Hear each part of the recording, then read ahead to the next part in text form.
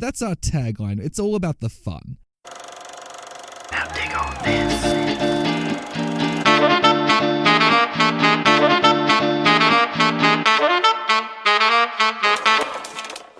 What up, my friends Hey-o. and family and other people? Hey there. Let's start that again, sir.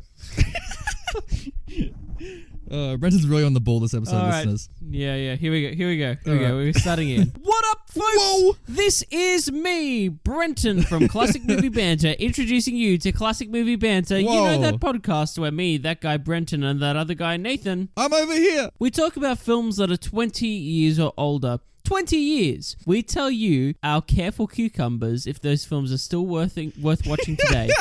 or not, you know. And more importantly, if they're worth putting on your screen on a Thursday night, sitting down with a bunch of mates and having a good old watcheroo. Oh. Nathan, we got through the intro. It's all good. We did, We're, but we're into the app. more importantly, Brenton, we've gotten through 2020.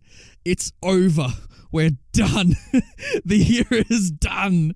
We're in 2021, motherfucker. Woo! This is nuts, man. It's nuts that we're finally out of the 2-0. You know what I mean? I know. This was just an insane time for everyone. And I hope for our listeners at home that you managed to stay safe and that things are hopefully going better now. And if they're not, our thoughts are with you at the moment. But on the other hand, thanks everyone for a wonderful year of support of classic movies. And I think it was the year really for it to sit down, watch some old movies, because you know what? Cinema kind of died in the ass, didn't it, Nathan? Didn't it?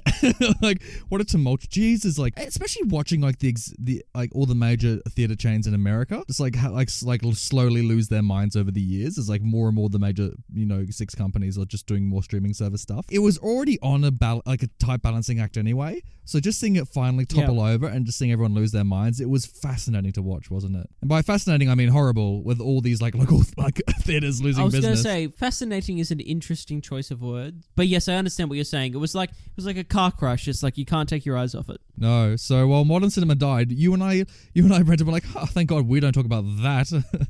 We're in the classic business. Except for today, it was interesting, Brenton. wasn't it? Because like a lot of content creators started just reviewing old movies, and it was like we're ahead of the curve. The first. No one's talked about an old movie before us. All we do is talk about old movies. Now you guys all are. How does it feel? How does it feel to know that we were setting the trends before you? And then they've got way larger audiences, but that's okay because we love our fine folk, our little audience here. Thank you for listening again. Tell you what, you don't need your 3D movies. You don't need your bloody IMAX screens for your classics, do you, listeners? You just got us, and you got an iPad or you got a TV at home. That's all you bloody need. Mate, do you remember 3D cinema and how it was going to be the next big thing? Hey man, James Cameron's still making Avatar 2, man. He's going to bring it back. You wait. Do you remember like 3D TVs? Like everyone had to get a fucking 3D TV, and they came with the stupid glasses, and everyone was like, "Oh, I've got fucking 3D TV in my house," and it lasted all of like one viewing of Avatar on Blu-ray, and then it was never used again. Do they even sell 3D TVs anymore? Like, No, I don't think so. You frequent electronic stores, Brenton. Like, do you see them on the shelf? I haven't seen a 3D TV on the shelf for a while. Oh, wow. There you go. You're just like going up to the glass and going, is this only 2 dimensions? You're just flicking it. You're just...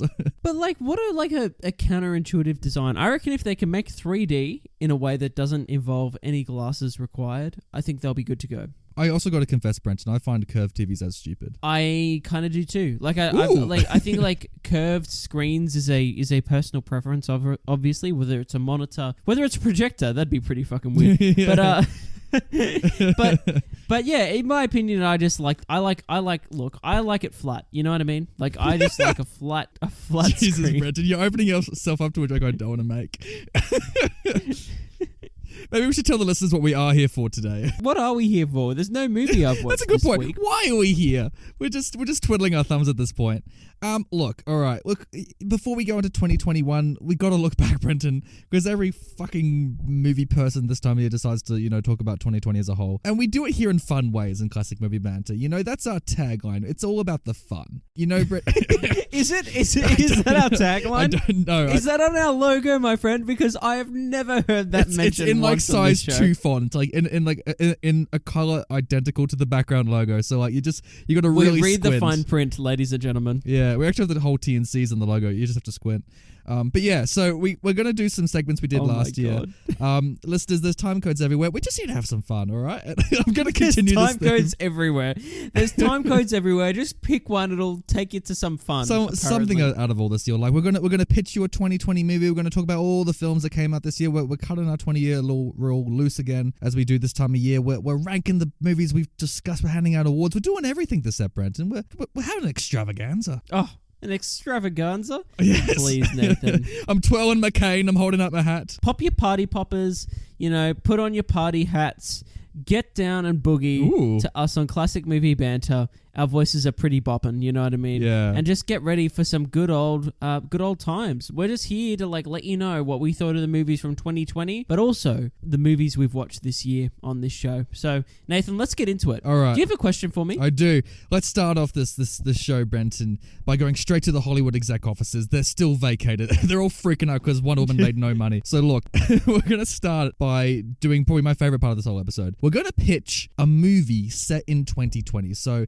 years from now, when 2020 nostalgia hits, which probably will never happen because of how fucking horrendous the year was, but Hollywood inevitably will want to set films in 2020. Remember the great year that was 2020. So, Brenton, I want you as a Hollywood exec in a future year, let's say 2040 or something like that, to pitch me your ideal movie, your most 2020 movie set in 2020. What's the premise? Basically, this is the movie that is going to bring people back to the cinema. Oh, finally. This is the thing that I think is going to be relatable, entertaining, action-packed, and romantic as fuck. Oh, Brenton, I'm hooked. Basically, this is going to be set in 2020, but also be a superhero film. Because we've been starved of those, Nathan. Basically, we've had Wonder Woman and some New Mutants or some shit, but there's been no MCU releases. No, how have we lived? my breakfast plate's empty most mornings. We're going to introduce a new character into the MCU that is not a Marvel property. Wow. It is not it's an original character. It's a Feige creation or a Brenton creation. Oh, okay. So I'm a Disney exec. Very interesting. Okay. Who could enter the MCU at this point, Brenton? What do the Avengers do when COVID hits? Well, they get the perfect Avenger that can fight the COVID, that can fight the bat spread. Nathan. Oh no, Brenton. It's not Batman, but it's Mask Man. And here it comes. Oh my goodness. Basically, can you imagine a hero, not flying, but someone just walking down the street, literally just covered in disposable masks? Is this like the shitty blue masks? Like the standard Absolutely, oh, yeah, geez. the surgical masks. Okay. He's covered from head to toe, right? But his main power is sanitization. So basically, this hero jets out like Spider-Man would when he squeezes his fingers together. Okay. Instead of a web coming out, some sanitizer comes out. Okay. It just squirts out, right?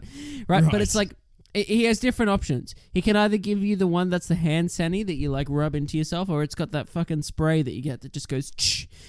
He can sanitize anything. He's here to stop the COVID spread. He's here to fight it, Nathan. Ooh. He's here to put a stop to it so we can all go back to our daily activities. Okay. So he's running about the streets, squirting innocent civilians who may or may not have COVID. Yes. So basically what's happening is that he's just discovered that he's got these powers, right, Mask Man? Okay. Right?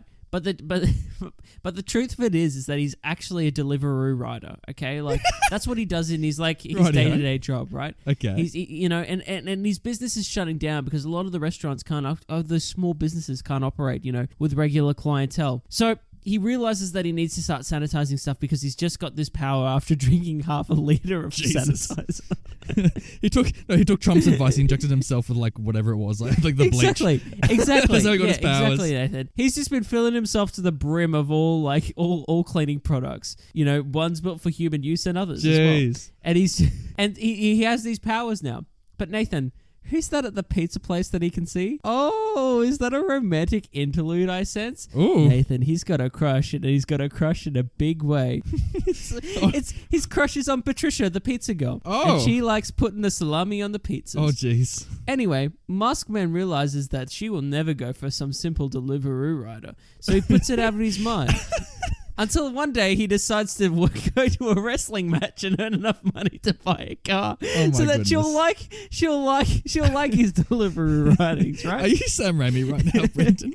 I'm starting to see some similarities. Perhaps he goes to the wrestling match and Bruce Campbell's there, but oh no, he doesn't get paid for it, and it's a real time. But he does realize that he can do some good in the world, and so he decides to go out and start sanitizing things. Nathan, then the unimaginable happens. Oh no. COVID hits. Someone eats a bat and it just starts spreading like wildfire. Shit. It's the worst pandemic ever. Wait, back up 5 steps. So Maskman was just Maskman before the pandemic. Like, this is incredible timing, Brenton. Exactly. But it's not that incredible because we have actually realized what the source of the pandemic is, Nathan. Oh no. It's that awful villain, Conrad COVID, and he's here to ruin your day. Oh, geez, not Conrad COVID. No. I can't imagine the He's merchandise. set the world alight. I imagine Conrad COVID has like a very fancy hat, like a little beret, maybe, like a scarf. Exactly. He's got a long flowing leather coat, right? Yeah, he's not socially distancing. Yeah, he's got down to his shins, right? He's just spreading himself around. And he's got a beret. I think a beret really works as well. Yeah, he's got and then he's got nothing else on, you know? It's just those two items. Butt naked except for his little beret. and I imagine he looks like really sick. Like, he's just got like a red face and like, you know, that shitty makeup like they'll put on like sick characters to make them look as though they have the cold, but it's like 12 times worse. Like, that's like I imagine his expression. Like, he's always got like a box of tissues with him, but he doesn't use it. Like, it's just a prop. Conrad COVID has been working in his mum's basement, and he's been coming up with this strain of disease that will just take the world by storm. And he realizes that if he can turn world leaders against each other, turn them so that, you know, we're all fighting each other and we've all gone so insular, that maybe he can achieve world domination. Why do you ask? Why has he I'm done asking this? Why? Well, let me tell you. Conrad COVID had a bad childhood, and unfortunately, Jesus, he used to get sick all the time, and people would tease him for it. They call him, "Ooh, Cooties Conrad," and he couldn't stand it, so he decided to fucking send out a pandemic to the world. Some people have called Cooties the original COVID, haven't they? Little did he know that Mask Man would be there to take him down with his squirting sanitizers. Nathan, this is the movie of next summer. This is the summer blockbuster of 2021. All this squirting, Brenton. This is so sexual. Will Mask Man conquer evil, destroy the COVID pandemic, and also teach Conrad COVID some lessons in hygiene? Jesus. Will he also manage to get the pizza girl, Patricia the pizza girl, give her basically her income back so she can keep making pizzas to the end of her days? Nathan, Maskman, he's the newest character in the MCU. I love it. He's going to take the world by storm. Spider-Man can't stop the pandemic. Iron Man's dead. Spoiler alert. That's what Conrad COVID says. The Iron Man is dead. And they just keep fighting. Dude, how long till we get an MCU movie where basically it's not mentioned that Tony Stark's died? Oh, jeez. Who knows, man, at this rate? Like, at least till the next Avengers. Actually, probably it'll have to be after next Avengers, I reckon. Because they're also doing that they're also doing that Riri Williams. Actually, no, because they're doing Riri Williams with Ironheart. He's going to be mentioned for fucking ages. Because, like, spoiler alert for the comic, like, Tony, like, RDJ's like a hologram in that. So, like, they'll bring him back. He's never going to go away. No. And, like, I wouldn't say it's off the cards that he returns at some point. They'll bring him back. Like, of course. Well, they're already bringing him back for What If. You know, he's in that donut, Brenton. You saw that trailer. He's back in the donut. Did I? Ooh, I don't know. Maybe you did. He's back in the donut. He's back in the donut, guys. It's amazing. It's like the one thing people remember from Iron Man 2. Like, dude, that was a good shot. Iron Man 2 is such a mixed bag of emotions, am I right? Isn't it though? It's so fucking stupid. And like, it's so weird as well that like Nick Fury like meets him in the donut and it's just such a weird conversation that follows. Like, it's just so disjointed. There's no chemistry between them. And then like Scarlett Johansson rocks up and she's like, "Hey, I'm in my secret agent outfit," even though we're in public. Like, hey, by the way, I should mention to the producers that Masked Man is coming to HBO Max. Right. In summer 2021. Oh, geez, but it's in the MCU. Geez, we're gonna have to sort out a deal with Disney then if we're gonna be doing all that. Then that's mate, we don't need deal yours. We just throw the films fucking on the streaming service and just go from there. We just throw, we don't ask anyone. Of course. We just chuck it up there. Of course, in true 2020 fashion, you just supersede the filmmakers themselves and just do it just because you're a dying business. I love it, Brenton. What an interesting pitch you've given. There's certainly some mass market viability given there's Marvel's related. It's topical, but yes. You know what I can see? You know what I generally can see Hollywood doing something like this. You know what I really can see Hollywood having a superhero fight a disease at some point. I reckon we're going to get there. I agree. I can see Mask Man fighting a butt naked Conrad COVID and trying to sanitize his naked body. Jeez. Yeah. Right. Well. Okay. Well. Thank you for Jesus. I just can't wait to see that fan art. Nathan, I love making Nathan uncomfortable on the show because he's literally got nowhere to go. So I'll get him out of this pickle by asking Nathan, can you pitch me your version of what a movie based around 2020 would be? All right. Something that is just entertaining as well as thrilling, and also something that has meaning. Brenton, you said entertaining, thrilling, and meaning. Those are key buzzwords, Brenton, and they belong here in my film. Welcome to my 2020 movie. I'm so excited to pitch you this film because I truly think this will make so much money because you could not pack more 2020 into a film if possible. Brenton, it's a mystery film that we're going to be doing. It's a mystery film about a man trying to find the origins of the COVID-19 pandemic. Oh, okay. If there's one thing that defined 2020, it was the COVID-19 pandemic. So, Brenton, we're in China, all right? We know COVID came from China, but we don't know how, right? The Chinese government in this movie is just not cooperating. And maybe in real life, maybe this pitch gets political. We'll find out. So, the Chinese government, they ain't giving us answers, Brenton. And America isn't happy. So, the elections are on. And Trump, he can tell he's losing, he's having some nervous aides by his desk going, Mr. President, you're going to lose this election. And he's like, why? And they're like, you're Donald Trump. He's like, oh yeah, right. So he's getting desperate.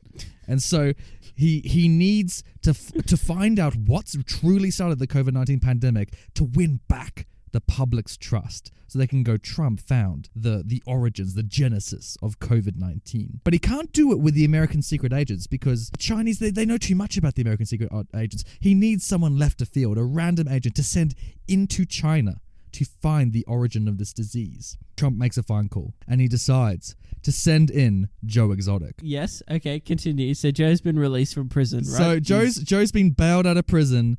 And there's probably someone who works for Trump being like, you want to get out of prison? Well, you got to do this secret mission. And then Joe's like, what's the job, you son of a bitch?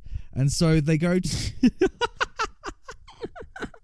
and so they go to the White House, and Trump's like, you got to find me the origin of COVID. But Trump says it can't look as though this is coming from America because things are tense right now with China and America. So here's what you're gonna do, Joe. You're gonna go to UK and you're gonna get help from the British government, so it doesn't look as though it's from us. So Joe goes to Britain and he goes to Buckingham Palace to get financing from Prince Harry. Now Prince Harry, he's been embezzling money from Buckingham Palace because he's about to leave it with his new wife Meghan Markle. They're talking about leaving the royal family. So in this process, did that happen this year? Yeah, did that actually? That was this year, man. That's fucking. Dude, that feels like a lifetime ago. Continue. I know. Sorry. I'm going to drop in a whole bunch of 2020 shit. So Prince Harry, he's as he's leaving the royal family, he's sneaking away millions, and he decides to use some of this money to fund Joe's mission because he too wants to know the origin of this disease. So he gives Joe millions of dollars and a team of British secret spy agents. And so he says, go to China, Joe, find the origin of this disease. So Joe and these secret agents go to China by pretending to be a tiger circus. This is their cover act, Brenton. So him and his agents, they all pretend to be this circus. They bring in the tigers from America and they're all doing tricks and shit, right? They go to Wuhan and, they're doing tigers jumping through hoops and all that kind of shit. Joe's getting drunk most of the time and he manages to get the attention of these Chinese officials, these elected government officials. Ooh. They're coming to a show, Brenton. Joe Exotic, he's a star in China. They bloody love his circus. He's doing good things. So at the after party to these circuses, he's rubbing shoulders with these Chinese officials. Now the pandemic's happening, Brenton, so all this is very well socially distanced. But he's still managing to swoon these Chinese officials, so he's wearing his mask. But, he's ripping off at random moments and, smoking a dart.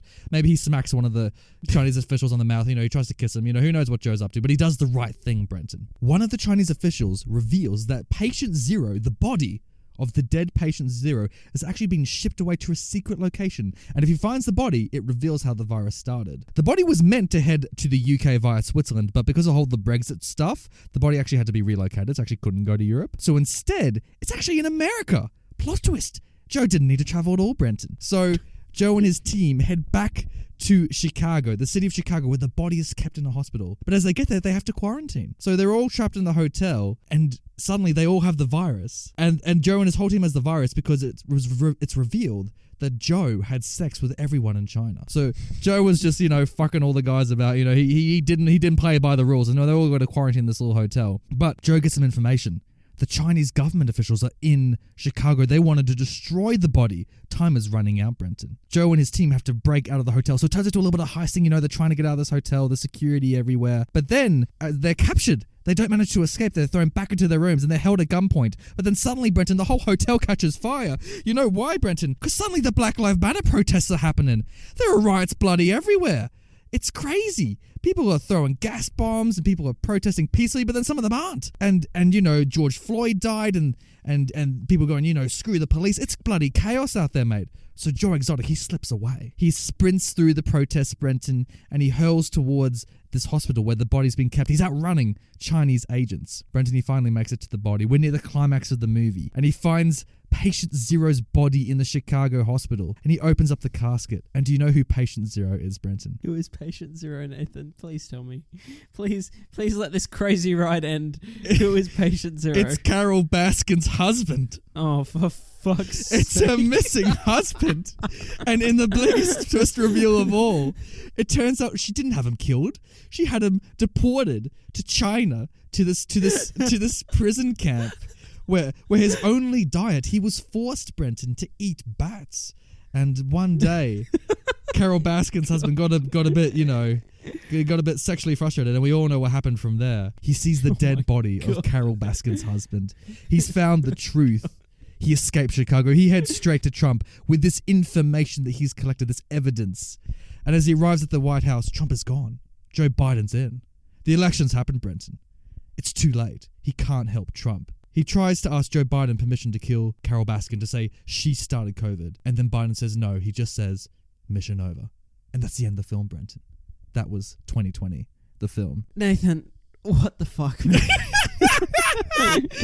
Now, listeners, as you heard this, I want you to imagine I was wearing a little tinfoil hat, and I had various whiteboards pointing with a little laser pointer, faces and arrows evererseverywhere. Newspaper clippings from this year. Do you think he'll make money, Brenton? No, but yes, I do. You just hear the one exec quickly say, no, yes.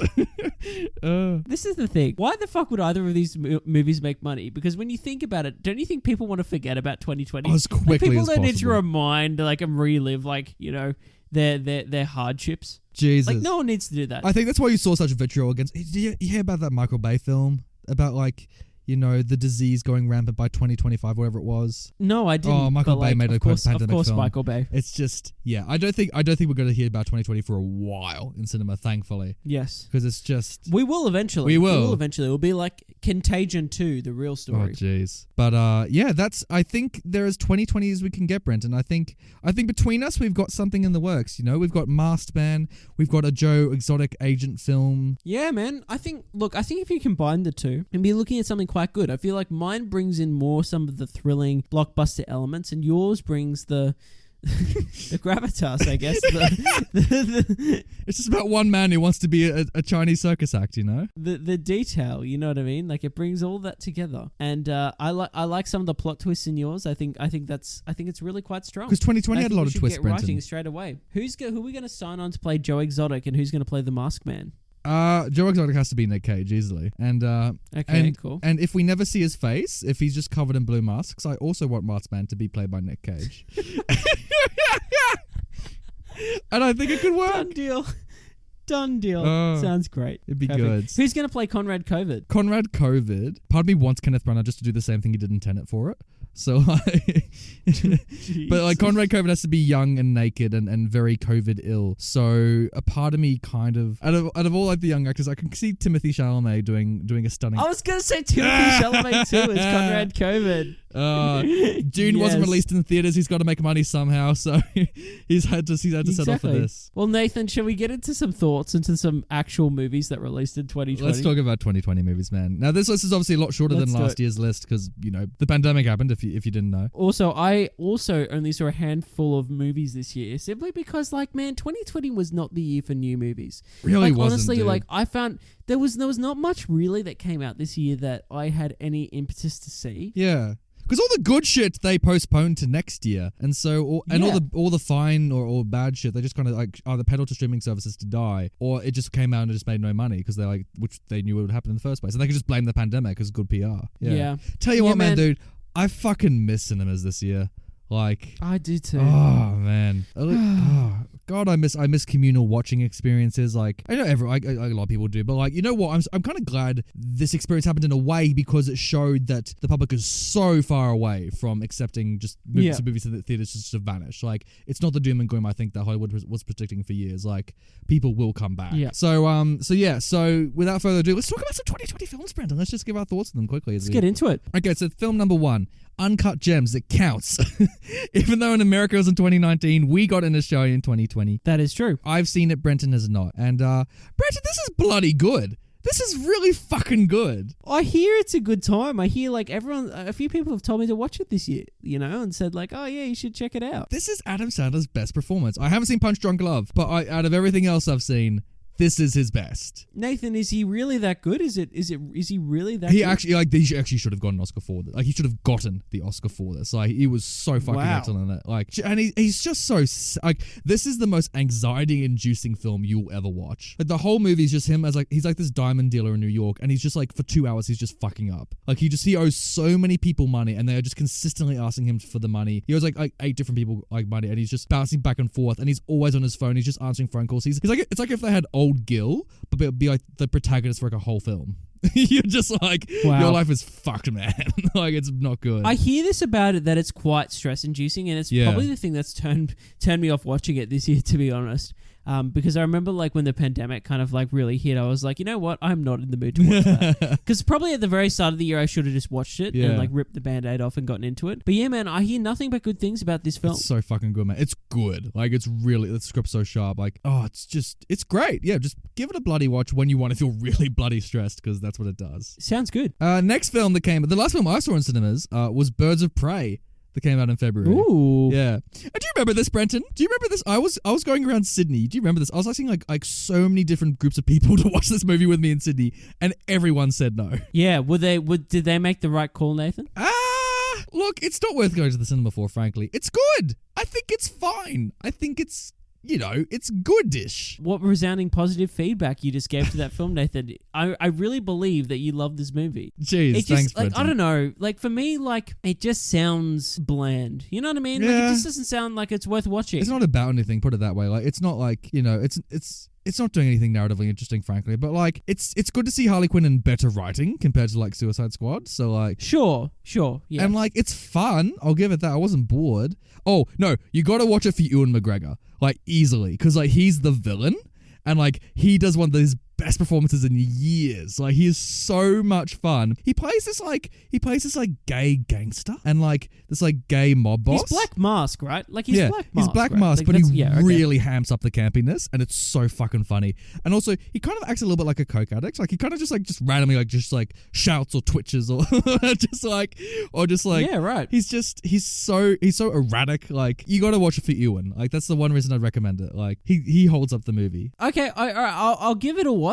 I will give it a watch, I promise you that, and I will report back. But something tells me I'm not going to enjoy it as much as you have. I'm happy to be proven wrong. Don't expect a great movie. It's a good movie. But you know what is bloody great, Brenton? What? The Invisible Man. Is it really good? It's actually fucking excellent. Like, it is genuinely really, really, really good. Okay, here's the thing. I've had this movie spoiled for me. Oh. Right? I've had this movie. Okay. I've had this movie spoiled for me, and I've got to say, it sounds fucking stupid. All right, but a spoiler alert for this movie. What did you know, Brenton? That basically the Invisible Man's just just got a stupid like sci-fi invisible suit that he wears around. Like it's just some high-tech fucking bullshit Iron Man stuff. It just sounds so dumb. Nathan, is it not dumb in the movie? It's not dumb in the movie. I mean, you're right. Okay. That's how he turns invisible. It is a suit. Like, what do you expect? He's not just. He doesn't have some magical ability. Like, I don't know. It just sounds fucking dumb. No, like it just sounds really dumb. okay. When you look at the costume design, it's also very dumb. Like when you see how it works, it's fucking weird. But like outside, but in the movie, it doesn't take you out of it. Like you are scared of this fucker. Like during the film, it's not. It's like it's a horror film. Like there aren't jump scares. There aren't jump scares, thank God. But like it is scary. Like you fear this guy. Like it's amazing because what the camera does is it kind of just like lingers. So like a character will like walk out of the room. There'll be no one in the room, but then the camera just stays there for like an extra like 20 seconds, and then you realize that he's in there, but you don't know where he is, and it's fucking. And then you'll see a little object move, and it's fucking terrifying. Like it's so well made, man. I gotta check it out. I want to give it a chance now. When you say stuff like that, it gets my juices going. It's like the directing is so fucking good. The soundtrack is gorgeous. Like the acting by Elizabeth Moss. Christ, I love this actress. Like she's so fucking good in this. The screenplay is genius. There's like 5 twists in the movie, and you're like, wow.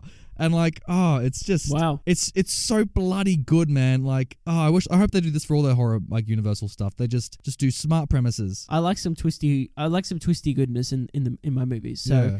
And it says something. It says something about abuse. It generally says something novel, interesting about it. Wow. Like, yeah. Okay, you've actually sold me on that one. Give it a watch. Really sold me on that one. Really bloody good. Okay. Yeah. I mean, the suit thing still sounds stupid, but I'll give it a watch. Great. Brenton, that brings us to Mulan. Nathan, you go first. Because you've seen this, haven't you, Brenton? I have seen this, yes. Okay. So when I started this movie, I was enamored with it, Brenton. I was like, holy fuck, the cinematography, Brenton, is just amazing. Like, this feels freshly directed. There's interesting angles in this movie. And I'm like, you know what? This feels like it's doing something different. You know, there's no songs. There's no, like, you know, Mushu, like Eddie Murphy just dancing about. Like, it's just be a Chinese mythical tale. And then I got like halfway through the movie, and then I realized this movie is just hollow and empty.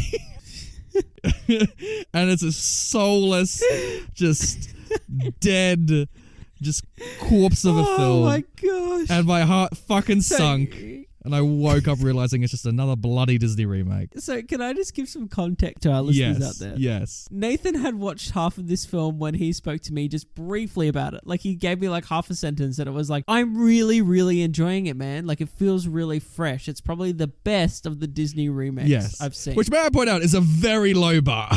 But I've got to watch the second half, and then it's just so funny that we've returned for this episode, and and the truth comes out that it's hollow and empty. And it's so funny and kind of sucks because I knew we were going to be talking about it on this episode, and as soon as I finished the movie, I'm like, "You fucking idiot! You shouldn't have said anything to Brenton." Because you know the action sequences drone on, and then the story is so ludicrous. Yes, and I'm sitting there going, my heart sunk, and I'm like, "Oh no!" And it dawns on you like, "Oh shit! I think I don't like this movie."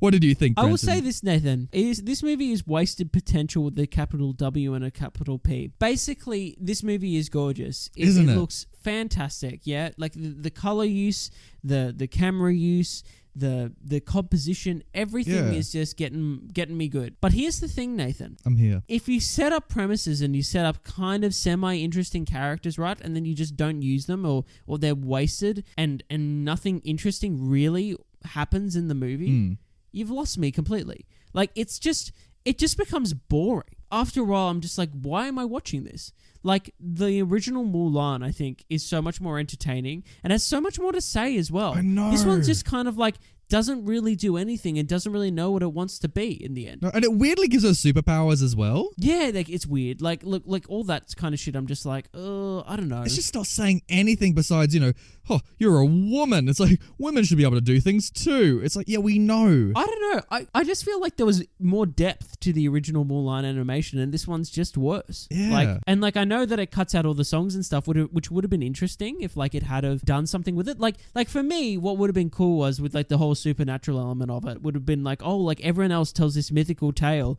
with like all these like mythical elements, but like in reality it was just this one girl, right? Yeah. Like that's more interesting, like as a premise. But instead we're wasting all of our time being like, ooh, like that's like, the whole thing. Like it's just a bit shit, and like none of the characters really get their time of day. I think Mulan like kind of starts off semi-interesting, and then like no shade on the actress. I think she's a good actress. I just think she's nothing to work with. I just think that the character just has nothing to do and is just too much the same throughout this whole movie. Nah. There's one interesting character that I wish had got more time, and that's the witch in this movie. Oh, right. Like, I just don't understand why that wasn't the villain. Like, you know what I mean? Yeah, Like, I guess because she's not in the original one, but then again, she wasn't that interesting. Like magic wise, she was, but my point is she's the potential to be. yeah, Nathan. yeah. She's the potential to be interesting, but instead we waste our time on this like shitty villain that like is like has got nothing on the villain in the original Disney animation. And she says like, we're Which, not so you know, different, you and I. It's like, Christ, you couldn't be more cliche. Yeah,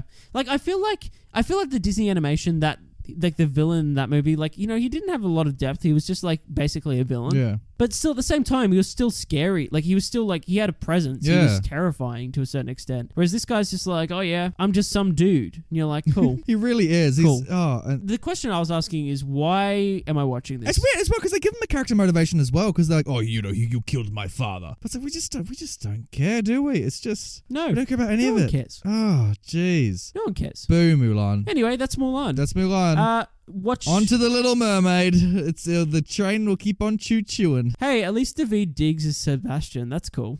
That's fun. Yeah, that will be fun, I guess. The guy from Hamilton. Yeah. Yeah, man, I'm ready for Black Little Mermaid. This is going to be a fun time. Yeah, man. I can't wait. Who's is it Javier's King Triton, isn't he? Yes, but I think the better casting is Melissa McCarthy as Ursula. That's going to be fun. See, that's a mixed bag for me. Ooh. I'm not a huge fan of Melissa McCarthy. I really like her in Bridesmaids, obviously. I think she's fantastic. She's great in Spy. I haven't seen Spy. That's fucking great, but man. like some of her other work, I'm just like, Also, when she's with Richard E. Grant doing that thing, she got a critical acclaim for that one. Apparently she's good in that. She does good things. yeah, she does good things. Again, I just recently I haven't seen anything that I'm like, especially like with the comedy stuff. I find that sometimes I'm just not laughing at her stuff, and I'm like, damn, I used to find her really funny, but now it's just like not landing. No. The joke's gone too far. Nah, man, she's gonna nail Poor Unfortunate Souls. You just wait. She's just gonna. Actually, you know what? I'm excited to see young hot Ursula. I hope they DH Melissa McCarthy because that'll be fucking hilarious. you know when she tries to swoon Prince Eric, like it'd be great. Yeah. Just DH Melissa being like, "Hello there." Oh my gosh, I forgot about that scene. Yeah. She rocks up as like a young, like hot version. Like I hope it's still Melissa playing it because it'd be so fucking hilarious. Okay, here we go. Is The Little Mermaid gonna be a hit, Nathan? Yes or no? No, I think that it might even be the jump the shark moment that the public finally wakes up to how shit these things are. I agree. I think it'll be shit. I was hoping we'd pick different things and we could place a bet, but yeah, no. Nah. But if we're both wrong, then we have to sing Poor Unfortunate Souls on the podcast. And no one wants that. No. I put my hand down awkwardly, just like, oh. Nathan, what else did we watch this Onward year? we go to the film Onward. Brenton, it's no good. just point blank, it's no good. I by the way, I predicted this. I predicted this last year. If you listen to our 2019 episode, I said, you know what? Onward's probably going to be shit and so it's probably going to be bloody amazing. And I was right about Onward. I tell you what, it's just nothing. It's just bloody nothing. It's just Tom Holland and Chris Pratt fucking about. It's like they went behind the scenes of Infinity War and just recorded their audio like off camera and then just made a Pixar film around it. Like, Dude, what the fuck's going on at Pixar? What's happening there? I don't know. Like they're going through a big change right now because all the old guard are finally retiring or getting fired because of sexual conduct. So like they're having this huge change of staff. They've got all these big ideas on the horizon. You know, they've got this like Red Panda. They've got, you know, a win or lose series. They've got Buzz Lightyear, but it's Chris Evans. They've got all these ideas on the horizon, Brenton. So they just got to Buzz Lightyear, but it's Chris Evans. That's it, basically the pitch. I have no interest in that movie, by the way. It's like, why the fuck would anyone want to watch that? Why would anyone want to watch like the real Buzz Lightyear? No one gives a shit, Nathan. Like, fucking hell. Like, oh, this is the backstory of Buzz Lightyear, but not really. It's the guy that the toy Buzz Lightyear is based on. Like, no. No, Nathan. No way. I mean, you know, it could be good. It could be good, Brenton. There's possibility. It could be good, but it won't be. We'll place our bets. I have an issue with Pixar in the sense that I feel like they're just randomly just doing like country of the year now, where it's like, you know, this year we're in Mexico and then, you know, next year we're in Italy, you know, we're two brothers. I don't find that interesting. I've always found Pixar at their best when they do weird high concept stuff, you know. It's like, what if the monsters in your closet work for a company? Or it's like, you know, what if a house could actually be lifted by balloons? Like weird shit, you know. That's when Pixar does their best. What you know, let's go into like, you know, a child's mind and like see like how the brain works and stuff, you know, It's and true. like have it run by like all these characters that are emotions. Like, it's an interesting idea. And like, it's fun to conceptualize that for like a child. Exactly. That's interesting, and it can be deep and have layers. I just feel like Onward just seems like a stupid fucking dumb time made for dumb kids. You know what I mean? It feels like it was made by Illumination. And I say like, don't... When I say dumb kids, I mean like it's made. I'm not saying kids are dumb. I'm saying kids are smart and you should respect them. Not just like throw Tom Holland and Chris Pratt in a movie and then do a bunch of just like stupid gags, which it seems this movie's all about, like physical comedy. Yeah. And then just call it a day. I guess I've heard there's a bit of depth to it, but like nothing really that you can write home about because you don't really like the characters. Nah, man, Right? it's just so fucking stupid. You just watch a pair of legs run about and they call it dad. Like, I just don't want it. What? No, I know. Sorry, don't give me context. I will not give you context for that. It's just so fucking stupid, and like you just feel nothing for these characters. It's like, oh, my dad's dead. It's like every fucking dad is dead in these movies. It's like, Jeez, Nathan. Andy doesn't have a mum and Andy doesn't have a dad in Toy Story. What else? Yeah. Flint doesn't have a father in Bug. I could go through it. Like, look at Pixar's dads, and you'll see what's happening. Yeah, it seems that Pixar, the people at Pixar have some massive daddy issues. Jeez, yeah, it's just. Hopefully, they'll make a better film after Onward, Brenton. We'll find out by the end of this list. Sounds good. Sonic the Hedgehog, Brenton. We've both seen. Yes, we have. Take it away, Brenton. I want you to bloody pitch the ball for once. This could have been the worst fucking thing you've ever laid eyes on. Oh, remember that first trailer, man? Oh. Yeah, man. Oh. But it's not. It's not. It's not. And it isn't. It's still not great. But it's not the worst. It's baffling how good this is. For me, it's worth a watch just to see Jim Carrey be good old Jim Carrey. Just fucking, like, you know what I mean? We haven't seen him do this in like 10 years. That's what I mean. He goes back to like, what he was kind of known for originally. So that was nice to see. Apart from that, I think like James Marsden's a bit wasted, and I think Sonic it's just weird. Why the fuck like do we have to have a Sonic movie? Sorry, it's not that it's terrible because it's not. But why the fuck do we have to have a Sonic movie on like all these video game movies where like the characters come into the real world? I don't get it. Like, why is this a thing that Hollywood keeps they just doing have and no thinks it's going to work? ideas. Why do we have to have a Monster Hunter movie about fucking like military people like in Afghanistan finding a portal and going to the Monster Hunter universe? Why can't they just be in the Monster Hunter universe? It makes no sense, Nathan. Why does the real world have to be involved? With the Sonic movie, what the fuck? With the Sonic movie, I really liked it when we were actually in Sonic's world. Like, at the start, like, we're actually, like, where he belongs. I'm like, this could be interesting. But no. But I do kind of find it, because the story's so fucking stupid about James Marsden, like, and his wife trying to feel settled or whatever it is. But, like, it is funny just seeing James Marsden, like, act opposite Sonic, because it's so fucking funny, because you can so James Marsden has no fucking clue what he's doing on set. Like, he's just being told all these directions. You can see, like, the pain in his eyes as he's to deliver this shitty dialogue. Like, it's so funny, man. Like, Nathan.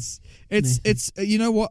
Kids will probably love it. If I was 7, I would have even loved it. Maybe. Yeah, look, you're not wrong. Maybe I'd love it. Yeah. Did you like Sonic as a kid? I gave zero shits when I was a kid about that. Like, did you? Did you like Sonic? Nah, man. Yeah. Nah, man. I think it just wasn't our generation. Remember, we're like this generation that grew up with like Sonic Colors or like all those shitty Sonic games, It's like... Yeah, true. And like also, it's got this weird kind of subculture on the internet, like the Sonic fandom's very, very particular, you know what I mean? Like, there's this weird culture around it with all his weird auxiliary characters. Like, Christ, when Tails walked up in the credits, I'm like, oh, I don't need this. Like, I don't want more weird versions of them coming through. But basically, good on you, Jim Carrey. Thanks for coming back and doing something that was fun and cool. Yeah. We like you, dude. Do more shit like that, man. We like you. Bad Boys for Life. Brenton, you haven't seen it. And tell you what, don't see it. I got no idea what this is. What is this? This is Who's the third movie in the Bad Boys franchise, Brenton. Now, I've seen all 3 Bad Boy films. Right. And to it, the first 2 are fucking great. They are so good, Brenton. It's just a buddy cop comedy that is so bloody good. Both made by Michael Bay. They are so bloody Michael Bay, but Michael Bay at his best because he's just doing everything you expect from Michael Bay, but it works. And like the first 2 have so much character. People normally shit in the second one, but I love the second one as much as the first. And it's so funny. Like both films are genuinely hilarious, and narratively they're not interesting, but like the chemistry between the 2 leads is so bloody good. But don't watch this one. No, don't watch. Watch those 2, not this one. Don't watch the third one. Third one's just bland, boring rehash of everything, and just so disappointing because man, all the jokes just fall flat. The story's ridiculous. Man, I'm so sorry to hear that. You sound like you're really invested in this franchise, and this movie just did you dirty. Well, because I watched all three back to back. That's the thing. I was like so on board with the first two because they were such great throwbacks to like the late 90s, early 2000s. I'm like, fuck, this feels so good. Yeah. But then it's just taken out of it's just shitty humor, man. It's like the Norbit Nathan, movies, I'm really sorry to hear that, and just know that you've always got a friend here to talk to bad movies about. You know, thank you, Brenton. About you've got a good friend to talk about bad movies too. Because I understand. I've been there. I've been there. You know, when something's just let you down in a bad way. You know, some franchise that you really care about, that you have an emotional connection to, just fucking fucks you over. Yes, Brenton, you know? we've talked about Star Wars enough. Jesus, calm down. Yeah. Brenton still hasn't seen The Mandalorian, by the way, listeners, FYI, hence why he still is on this little train. But yeah, watch the reason I bring all this up is watch the first two Bad Boys. They're really good. They're really, really good, mate. Okay. Add that to your list. No, I will. That sounds cool. I'm writing it down. Bad Boys and Bad Boys 2. Don't watch Bad Boys 3. It's a shit time. Brenton, do you like the work of Charlie Kaufman? Why do you ask, Nathan? Because the next movie on this list is Netflix's I'm Thinking of Ending Things. Oh, right. Yeah. Well, what did you think, Nathan, of the movie? Charlie Kaufman for me is a mixed bag. Isn't he? Like he's like when he's good, he's really fucking good. Like you know, being John Malkovich, adaptation. I like Eternal Sunshine of Eternal Sunshine of the Spotless Mind. Like I do like it. That's the thing. I saw that movie before I had a really, really bad breakup, and then I saw the movie after I had a really, really bad breakup, and it's so much better once you've been through a really, really bad breakup because you get it. You get why Jim Carrey's just crying for 2 hours. But like Charlie Kaufman, he's so fucking good. When he's good. But he is probably the most pretentious writer on the planet right now. Yeah, well, simply, like, after that film, like, I haven't really seen anything from him that I've been like, whoa, that was awesome, you know, so... I liked Amnolisa, like that stop motion film he did about, stars David Thewlis as this guy who's in a hotel and he's pretty fucking sad. That's actually really good, but it does get up its own ass in the third act. But that's actually really, really good, mate. Yeah, worth a watch. Watch Amnolisa or whatever it is, because it's really good. Probably it's the most realistic sex scene you'll ever see in your life, even though it's done with animated characters as well. But like, yeah, wow, really, really good. Okay. But yeah, Synergy New York is just wank, and then which brings us now to this, Brenton. I'm Thinking of Ending Things, which is even more wank, one would argue.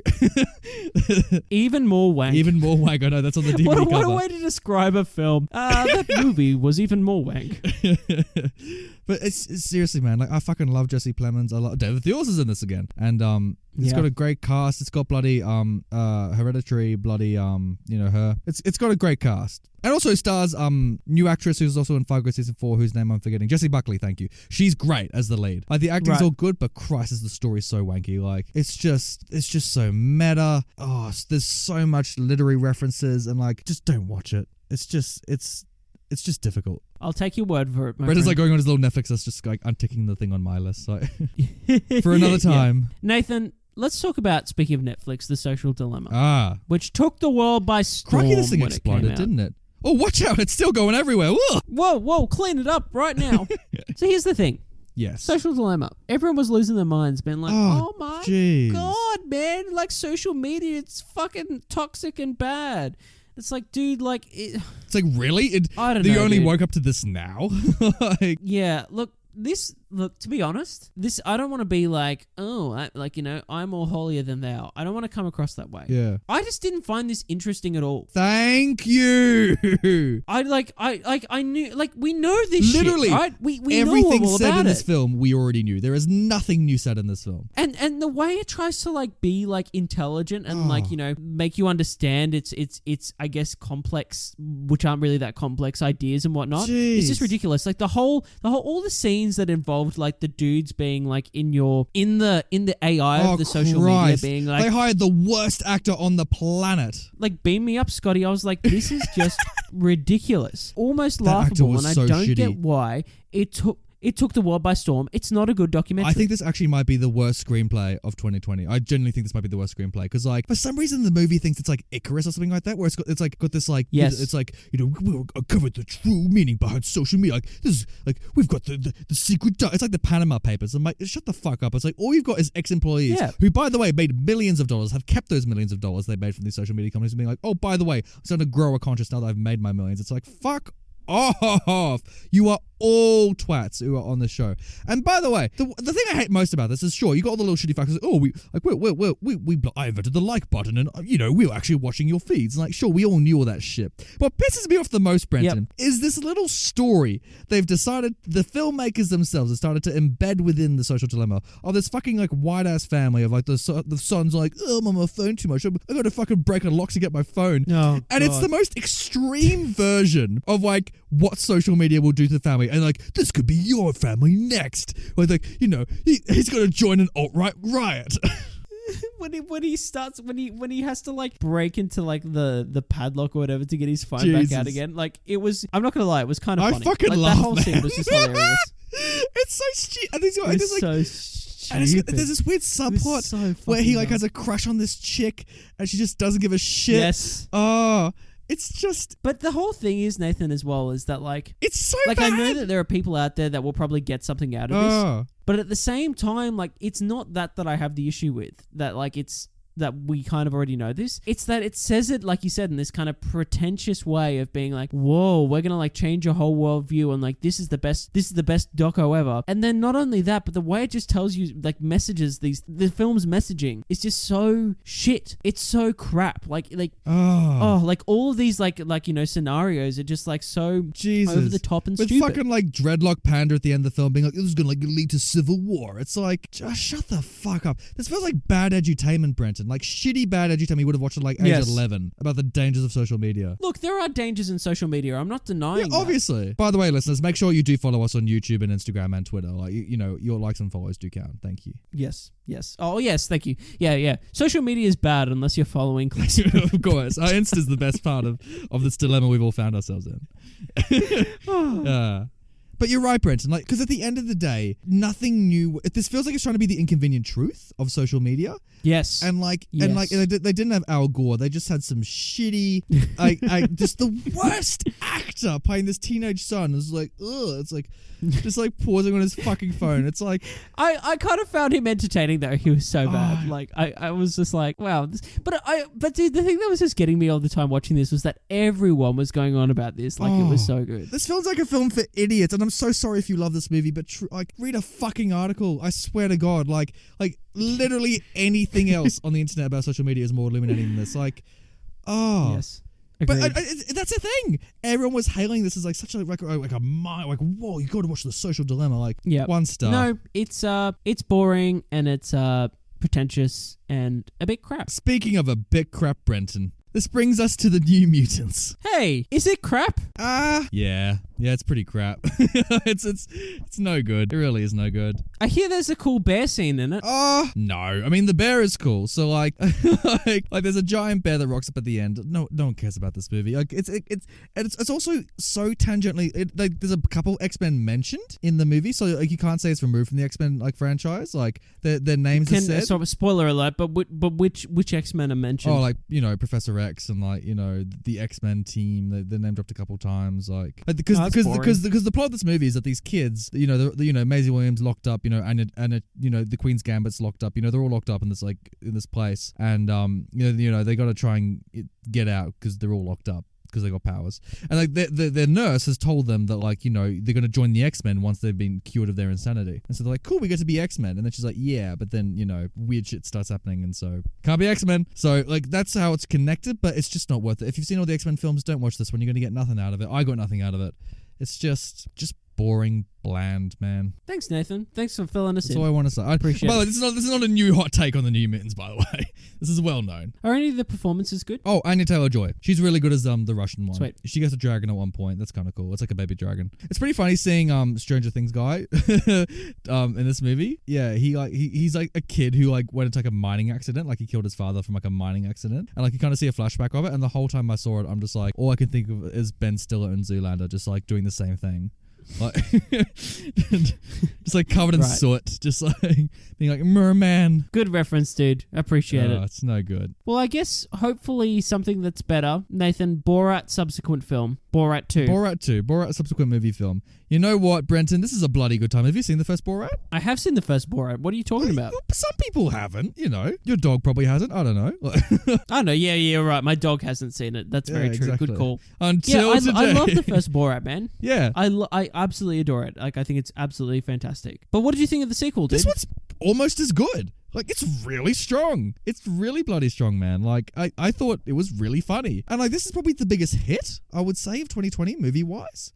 This is a movie this is like a proper movie, like ignoring Social Dilemma. This is like a proper movie that like lots of people were talking about. Everyone was saying you got to kind of watch it. You know, this probably helped Amazon so fucking much because this is probably the hit of the year. Yeah, and yeah, for sure. Yeah, like this is the reason to be subscribed to Amazon this year for sure. Exactly, and like it's really bloody good, man. Like it's funny. Like the chick who plays his daughter in it is so fucking good. Like the real life shit that happens in this movie, man, is so fucking cringy. Like even worse than the first movie. Like yeah, some shit in it's like pretty cringe fest. Like you know. Yeah, like the Rudy like Gianni stuff like made headlines because like when you see it in the movie, it is actually fucking insane that he did what he did in that movie.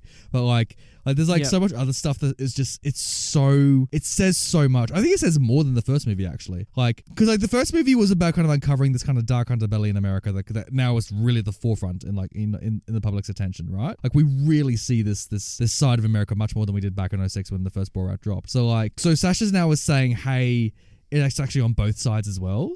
Like he's making fun of both the left and the right in this. Like no one's unattacked in this. Like he's just so on point. That's true, but I think that might be to the film's detriment. I think, like to be honest, see for me, like this is nowhere near as good as the first one. Like it's okay, like it's pretty good. It's okay, like it's fine, but it's not. I don't think it's nearly as important as what it kind of thinks it is. Like I don't know. I walked away from this and I kind of went, oh yeah. When like after I watched the first one, like I absolutely like adored the first one. Yeah. I also think the first one's way funnier than. But this also, one. we were kids as well when we watched that first one. So like. Yeah, no, that's true. But like even like rewatching it, I watched the first one again this year and I thought it was way better. Just in terms of comedy, in terms of the film itself, I just think I think the daughter's really good in it. I think she's really awesome. It's probably more of a story in the second one. That's true, but again, I don't know. I just feel like some of the gags it was going for and some of the real world stuff, like the whole going to the Mike Pence rally and whatnot, was just a bit wasted. Like I just didn't think it was that. Some of that stuff I was like, it wasn't that funny. I feel like he really wanted Pence or Trump, but he didn't get them. There were like 2 or 3 things in this movie that are like off the charts, like awesome. Like you Dude, know, like that fucking like that bloody like senior ball dance. Yeah. Oh yeah, my yeah, God, exactly. Jesus. Like there's some stuff in this movie that's off the charts and it's like obviously matches the first one and even surpasses it in some cases. But overall, I just think there was a bit too much filler in this, you know? Or like he was like going into places expecting more of a reaction or more of a thing to happen. It just doesn't really happen. And you're like, oh yeah, but you know, I don't get what's so funny about that. You know what I mean? Like, yeah, I left this feeling, but then at the same time, like I'm in the minority. Because, like, I know people that, like, adored this and, like you, like, thought it was, like, it matched the first one. Whereas I'm just like, oh, yeah, it was okay. It was okay. I didn't laugh as much as I kind of wanted to. I don't know. I feel like the best thing that came out of this movie was the Cinderella parody of Melania Trump. Did you see? Yeah. Where it's just like, I want Disney to make that, man. It's just so fucking funny. It's like Donald Trump plays like Prince Charming, but then he like grabs her by, you know, the vagina, and it's too good, man. Like it's a real time. It's a real time. It's genius. Like, oh. I also think I don't think this movie will last as well as the other one. Yeah, because it's very zeitgeist. Whereas I feel like the first one was more like kind of showing everyone something we didn't know as much about. Whereas, yeah, there's nothing too novel in this one, I don't think. It's kind of showing us what we already know. But like, it's still, man. And also, it's really funny hearing him do Borat again. Because you forget, no matter how many times people say, very nice, and like all that stuff, no one does Borat like Sacha Baron Cohen. Like, oh, I know. Yeah. Like, no one does it like him. Oh, he's like, wow, wow, wee, wow. Like, he's just... You just can't do it. He's so good. He's just fucking excellent, man. I also I like as well some of the reasons like for why like Borat, we haven't seen Borat in so long. Like the explanations of like the interlude between this movie and the last movie, you know, how Borat's grown as a character, I think is really fun. So yeah, and also people recognize him as well. I like that he put that in. Yeah. Like, yeah. Yeah. For sure. It's so good, man. When they had to try and get the abortion, I was just losing my shit. Like, it was so funny. Just when he got got that thing stuck in her throat or whatever, like, oh yeah, she had to swallow the statue, like, oh yeah, the little the tiny plastic baby. I put the baby in her. Like, it was just wait, you're the father? Yes. So can we get to that now? Yes, I'm her father.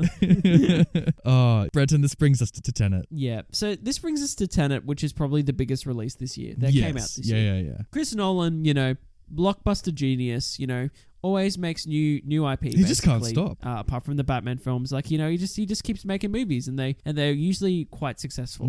Nathan, Tenet's a movie, isn't it? Brenton, listeners, you can't see this, but Brenton's just rubbing his eyes at the moment, just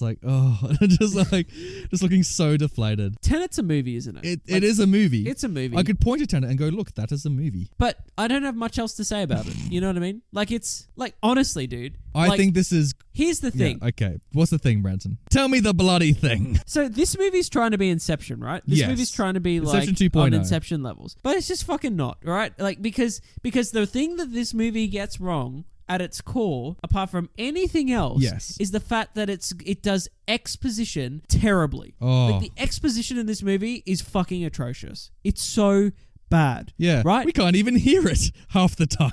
You have this movie's hard to conceptualize on a good day, right? Yeah. Inception's made for multiple viewings, obviously, but you can still watch it once and be like, wow, that's a fantastic film. Yeah, and you get and it. understand everything that's going on. This, I've got no clue. I'm just because the movie starts off doing okay with the premise, right? Because you got Rob, you got bloody Denzel Washington Jr. bloody picking up a gun, being like, oh, okay, this is we can reverse time. This is interesting. Like Chris is good at that. He's good at getting you in and being like, oh, okay, I get the gist of it. But the second they start putting human bodies and saying they can also be reversed, there's so many fucking loopholes in the script, right? We are not the first to say this. This film genuinely, to its core, makes no sense. If you really sit down with the time travel mechanics about it and think about, oh, by the way, the plot, if you don't know, it's about bloody John David trying to get a secret code that prevents time being reversed that will destroy the whole universe or whatever it is. So and it's funny because that's a really simple plot. When you think about it, it's just them getting a thing. That's the whole movie. Just with some reverse time gimmicks thrown in there. And but when you think about a human being reversed, they have doppelgangers that's also moving forward and they can't take in oxygen, but the world moves back. It's just so incongruous and contradictory. It just makes no sense. And Brenton, here's the real issue I think that exists with this movie. With Inception, because it's trying to be Inception, right? The key thing with Inception is that the premise or the gimmick of going into dreams is inherently tied to a character's arc, right? Leonardo DiCaprio feels the trauma for causing his wife's death. Spoilers for Inception. So he keeps going into the dream world so he can keep her alive, right? It's him trying to get over the loss of his wife. That's why we're in the dreams. It's so inherently tied to Cobb's arc. Whereas with this movie, with, bloody John Davidson and bloody Batman running about trying to stop time being reversed, no one cares. There's no personal stakes to the whole movie. The closest you get to it is Elizabeth Debicki. But even then, you don't care if she sees her son or not, That's exactly right. Nathan, the characters just feel a bit bland in this. Look, I do appreciate the performances of... I actually think that Kenneth Branagh's just having too much fun. He's the only one having fun in this film. He's having so much fun. Yeah. But I also kind of like Robert Pattinson in this movie. I think he comes off okay. In the sense of he's just the fun. He just has nothing to do. Sidekick. Yeah, I know, exactly. That's the problem. Yeah. No one really has anything to do. And you know what? At the end of the day, for me, this is this is probably Nolan's worst movie. I agree. And I also think maybe this might be his jump the shark moment. I think Yeah, I agree. I think for the time it took him to come up with this passion project, write the screenplay, and the years he's worked on this shit, I can say wholeheartedly it was not worth it. No, and I think if he's smart, I think for his next film he's gonna reel it way back. If he's gonna do high concept, he's gonna be so simple stupid for the high concept if he does that again, or he'll make a sequel. Yep. If he gets desperate. We don't need a sequel to this. No, a sequel just do anything. I think for his next film, if he gets desperate, right. He'll make, I don't know, Matthew McConaughey's still crying in space or whatever it is. He'll do something. But sorry, I forgot about Interstellar until you said that. Matthew McConaughey is still crying in space.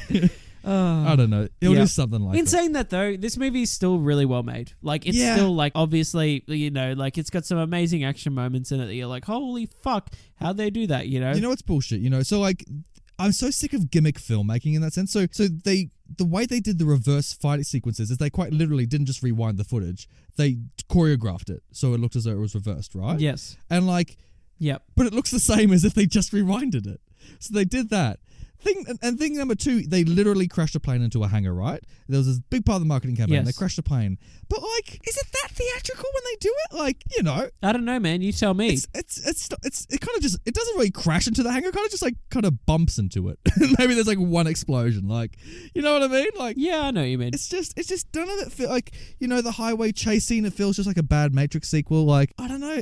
I think it's pretty impressive, but like, it doesn't mean anything if I don't care. You know what I mean? It's just even the twist, like the second Robert Pattinson ran away from that masked guy, I knew it was John Davidson's bloody body double. Like, you know what I mean? Like, Yep. you know where all the twists were coming. Like, oh, when Elizabeth Debicki's like, oh, I saw another woman dive off the boat. I'm like, oh, I wonder who another woman's going to be in this movie. It's like, it's probably you, isn't it? Like, Chris Nolan. It's okay, Nathan. Make a second Inception or make another Batman movie. Do the two things you're good at. No, we don't need a sequel to Inception. We don't need that. He'll come out with a new movie that hopefully won't be as higher a concept. Make a rom-com, Chris Nolan. Nathan, what's sad is for me is that for me, this is probably still the best thing I've seen this year. You know what I mean? That's what's sad. Yeah, for sure. Like, that's what's sad. Oh, true. I forget. You've only seen like 3 movies so far. It's like Mulan, Sonic, and this. It's like that kind of tells you the state of things for me. It's just like, wow, what a shit year. Bloody dude, watch Uncut, watch Invisible. Like, there's some good shit out there, man. Speaking of good shit, Brenton. All right, here we go to the next film, Soul. Wow. Okay. Is it good? Does it live up to the hype? I think this might be maybe one of my favorite Pixar films. Wow. I know. Wow. I know. Like, it's that up there. It's not my favorite Pixar film, but it is of that fucking caliber, man. What is your favorite Pixar Oh, film? Incredibles, easily. Yeah. Okay. Followed by Wall-E. But like, it is like of that caliber. It is as good as Up. It is like as good as like Ratatouille. Like, it's so fucking good, man. Like, and it's so genius. It is like, it has so much to say, and I wish I saw this as a kid. Yeah. It is like, it's all about kind of like it's about like, it's so fucking deep. It's about like the purpose of your life, and it's like, and it's kind of like accepting like what you're really here for, and like why we're actually here on this earth, and like, is it about getting your dreams or is it about something else? And like, it's kind of and like, it's so fucking genius the way it delivers all this kind of stuff. Every character in this is perfect. Like, the casting is so fucking exceptional. Like, they have bloody Jamie Foxx as the lead. They have Tina Fey as like his sidekick. It's funny. It's so fucking funny. I haven't laughed like this in ages, Brenton. It's one of the funniest films. I laughed in here more than I did in Borat. Wow. Cool. And like, and the characters, it just feels so good. Like, you root for them. You genuinely give a shit about them. I'm like, I want you all to be happy. And it portrays black people so well in this. Like it felt so organic, and just like, this does for music what Ratatouille did for food, as far as like, as far as this movie and that kind of stuff. Like, oh man, I know it literally just came out like a couple of days ago, but man, yeah, fucking watch it with the fam, or watch it with a loved one. Like, honestly, like, when I finished the movie, I'm like, am I doing what I'm meant to be doing in my life right now? Like, I literally just sat there being like, oh man, like, I gotta get out there, man. I gotta go outdoors.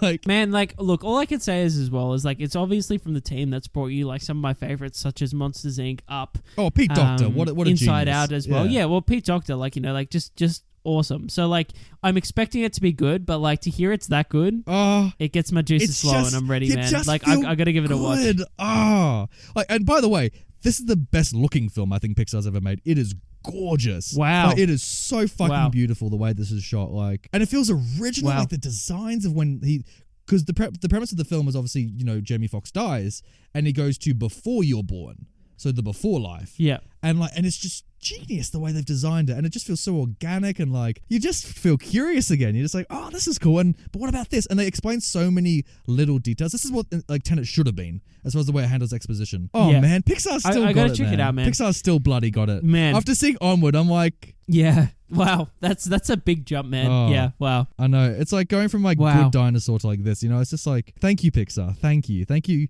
for Pixar. Soul, man. It's bloody Soul. Can't wait to watch it, dude. I can't wait to watch it. Which brings us to the last movie of 2020. I'm seeing this movie at the end of January, right? At a Sydney Moonlight Cinema, right? So I'm going to be seeing it like on the harbour, probably with the projector up, and like getting the full experience, man. It's going to be a real time. So, am I in for a good time or a bad time? Or an okay time? It's fine. Ooh. Like, Ooh, yuck. I know. Yucky. I know.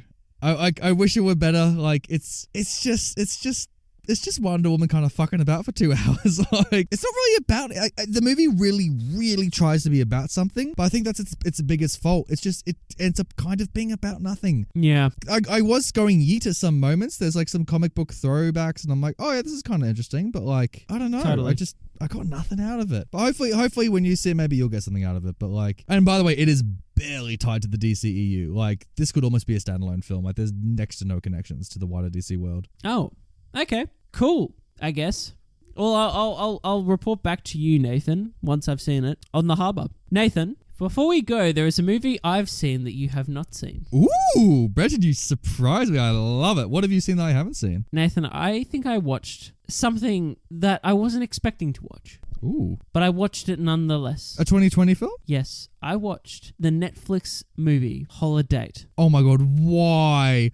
Why would you watch Holidate, Brenton? Am I pointing the fingers at your girlfriend for this? No, you're not. Oh. You're not at all. Okay. You're pointing the finger at my mother. Oh, Sharon, what are you doing? So I returned home one lonesome day. I returned home. Okay.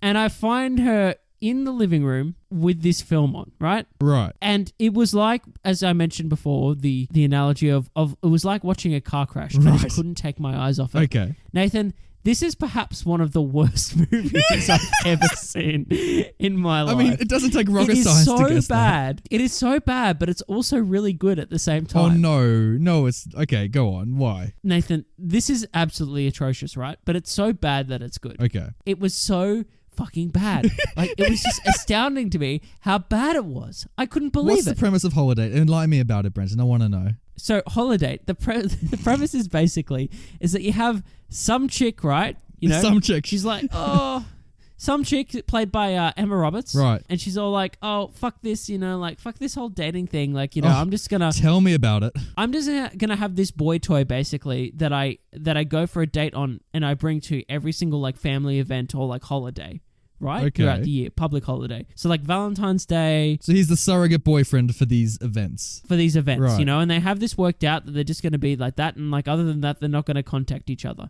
That's the premise. And let me guess, maybe they fall in love accidentally, but maybe it doesn't work out at the end of the second act, but in the end they do end up together. Nathan, yes. And there's a speech at the end too. Oh, thank God. Every rom-com needs a speech, doesn't it, Brenton?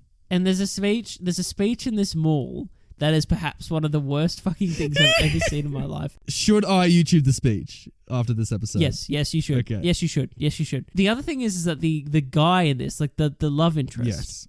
the male, is he's one of the guys from what was it called? Hacksaw Ridge. Oh. He's that dude that like Andrew Garfield was like, that guy that was a dick to Andrew Garfield, that then they become friends and then he dies and Andrew Garfield gets all upset. That's the dude that's like the love interest in this oh my movie, God. right? Is he That also guy. against guns in this movie? Like...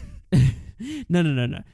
But he's an Australian, right? He's an Australian actor. Oh. And this character's literally, his only characteristic is that he's an Australian guy. Oh, so his character is also Australian. Yes. Right. Yes. So It's on so a scale bad. of like 1 to 10, how racist is this against Australians? Like his performance? I mean, I wasn't offended, but Oh. I'm not offended So by he's not like many things. stereotypically So- Australian. He's like, oh, sorry, lava.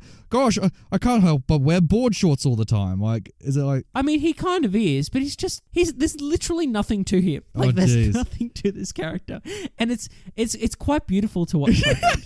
It's something else. Right. This has probably the worst end credits I've ever seen in a movie. Oh, wow. Like, it's so bad. It's like all these photos that they've taken of like all the characters doing various things, but they're obviously like green screen to be like, wow, we're in front of like, you know, this landmark in Australia. Oh my God. Like, and other characters are like, oh, we're doing this thing, but they're clearly not there. They're clearly just taking a photo. It honestly looks like something made in iMovie. Oh, jeez. It's so Maybe it's so this bad. movie probably was made in iMovie, man. It probably was. Oh. It probably was. Nathan, Holidate. Holidate. More like Holidon't. Haha. More like Holidoom. Let's look it up. I want to see what the tomato meter ranking is at the moment. Holidate 2020 film. It must be low, right? Holy fuck! It's 45% on Rotten Oh, Tomatoes. what? Oh, gee. And you know what? It's bullshit like this that always does well on Netflix, right? These rom-coms are always in the top 10. Like, Fuck yeah, man! Like it'll be the one. Like, you know what I mean? Like it was probably like one of the top movies this holiday season. jeez. Oh my goodness, it's bad. It's so bad. So, but you watched the whole thing. Wait. Can I read the website's critics' consensus? Please. Holidate's self-aware approach to rom-com formula is refreshing, but it's offset by a questionable premise and unnecessarily vulgar jokes. That's the other thing. Dude, this movie is for adults, dude. Oh, right, okay. It's all the better for it, in my opinion. It's like, because nothing really lands, but it's like you're in disbelief of like they even tried to go there. You know what I mean? Right, okay. Dude, it's worth just checking out. Just watch a few scenes. Holidate. And if you're actually enjoying yourself and you're going, wow, this is like so bad that it's good, then watch the movie. Please do it. I'm excited, man. Holidate. The twist we all didn't know we needed this holiday season. Jeez. It's getting me excited. It's getting me going. I'm so happy for you, man. Are you going to watch it again with your girlfriend? Will you ever see it again? I said to her that we should watch it together because she's also watched it the whole way through, but I said, I want to watch it from start to finish with you. Oh, and I just want to shit on this thing. I just want to shit on it for like the whole time. Oh. And she was like, I literally don't know if I can sit through it again. And I was like, fair enough, but I can't. But I can. Like, you know me, I can do it. If you can sit through Cats, Yep. you can sit through this. Absolutely. I've sat through Cats many times. Speaking of Cats, speaking of the best and worst of our podcast, Brenton, we're now on our top 5 and worst 5 sections, Brenton. Top 5, worst 5, top 5.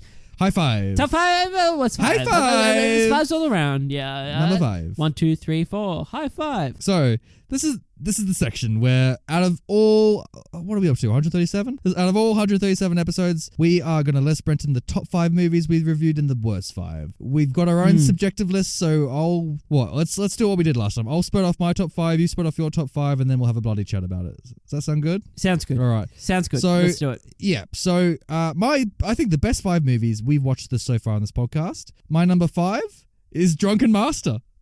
My number 4. Wow. Yeah. Man, it's fucking up there, dude. Number 4 is Raging Bull. Yes. Number 3 is The Emperor's New Groove. Because we bloody did it, Wow. Brenton. It's now on the list. Number 2, Yep. Sunset Boulevard. Oh my God. And number 1, The Apartment. Wow, Nathan. Yeah, man. Wow, buddy. They're the best 5 films on this show. Watch them all, listeners. All right, now, Brenton. Shit. Brenton, what are the best 5 films we've done on this show so far? Oh, fuck. It's so hard, dude. We've had a good year for movies. But can I just start by saying, like, props to you. Like, the top 5 could be made of all the movies that came out this year. Yeah, easy. Absolutely. Easily. Yeah. Easily. That we watched this year, sorry. Not that came out this year. Because we review movies that are older than 20 years. Oh, shit, Because we had man. we had a me. great year for new old movies that we watched. Yep. Yeah. Yep. Ah, fuck. All right, here we go. Number 5, Seven Samurai. Number 4, The Good, the Bad, and the Ugly. Ah! Number 3, The Apartment. Ooh. Number 2, Network. Number 1, It's a Wonderful Life. Oh, there we go, Brenton. All right. So I'm really happy we both gave The Apartment its due. Yes, I am too. I could probably do that number 5 again. If I was to do it, I'd get rid of Seven Samurai. I'd move Good, the Bad, the Ugly up to 5. And I'd move The Apartment to 4. Then put King of Comedy still at 3. Yeah. 2, Network. 1, Wonderful Life. That's a hard one. It's so dude. hard, Yeah. man. Like we've had such good movies, man. Billy Wilder surprised me how bloody good it was. Like I just I All About Eve was close as well. Like Dude, yeah, absolutely, yeah.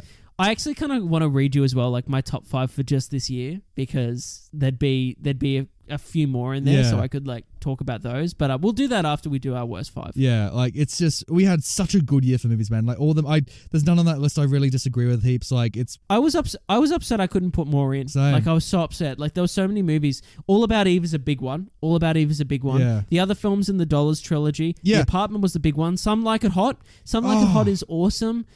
We watched Barton Fink this year. Yeah. We also watched Fargo. You know, we watched Emperor's New Groove as well. Like that was one that I just like. I can't believe that's not on anything. Yeah. Like it's just upsetting. I had to put it on. Upsetting to me. I should have put Empress as number Wizard 1. of Oz was reviewed this year. Yeah. Like you have like classics like that we were We talking finally about. lived up to the name of the show. Oh, there were so many movies, dude. Oh. And it's just it's quite upsetting that not all of them can be mentioned here. But yeah, this is probably the best year for movies that we've done. Like obviously on the show, Yeah. it's just been, dude. The Graduate. The I know, Graduate. The Graduate's so fucking good, man. Like any of these titles, listeners, like just bloody watch them all. Like they're so good. Like there's nothing that Brent and I are really schisming on here. Like last time we did this, we had a few disagreements. The other thing is that like really there was no bad Bonds this year. Like Yeah, that's what really surprised me. Like yeah, man. Like, that's the other thing. Like, so it hasn't been like, there's not movies I've pointed to that I can be like, oh, that's absolutely fucking terrible. Dude, I'm you know still what I mean? thinking about Which has Dr. No. Even though it wasn't very good, I'm still thinking about it. Like, yeah, I've had worse Bonds than the ones this year, my friend. oh, Like, seriously, like GoldenEye. Come on, man. Jeremy still brings it up. Like, it's just so fucking good. Him and that tank, I just can't get over. But maybe this is where we'll find some schism, Brenton. Let's talk about the worst 5 films we've reviewed on this show. Okay, you go, All right. Nathan. And the list has changed. So from least worst to most worst. Number 5 is Wuthering Heights.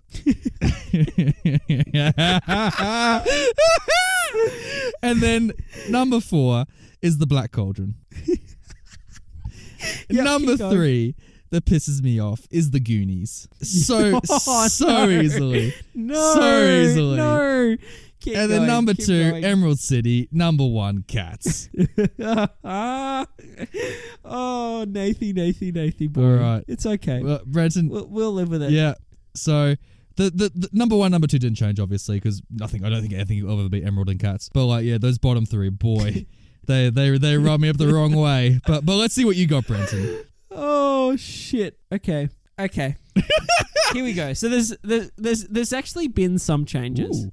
Like there has been some changes. Okay. But we're gonna live with it. We're just gonna go with it. Okay. I love it. Okay. Here we go.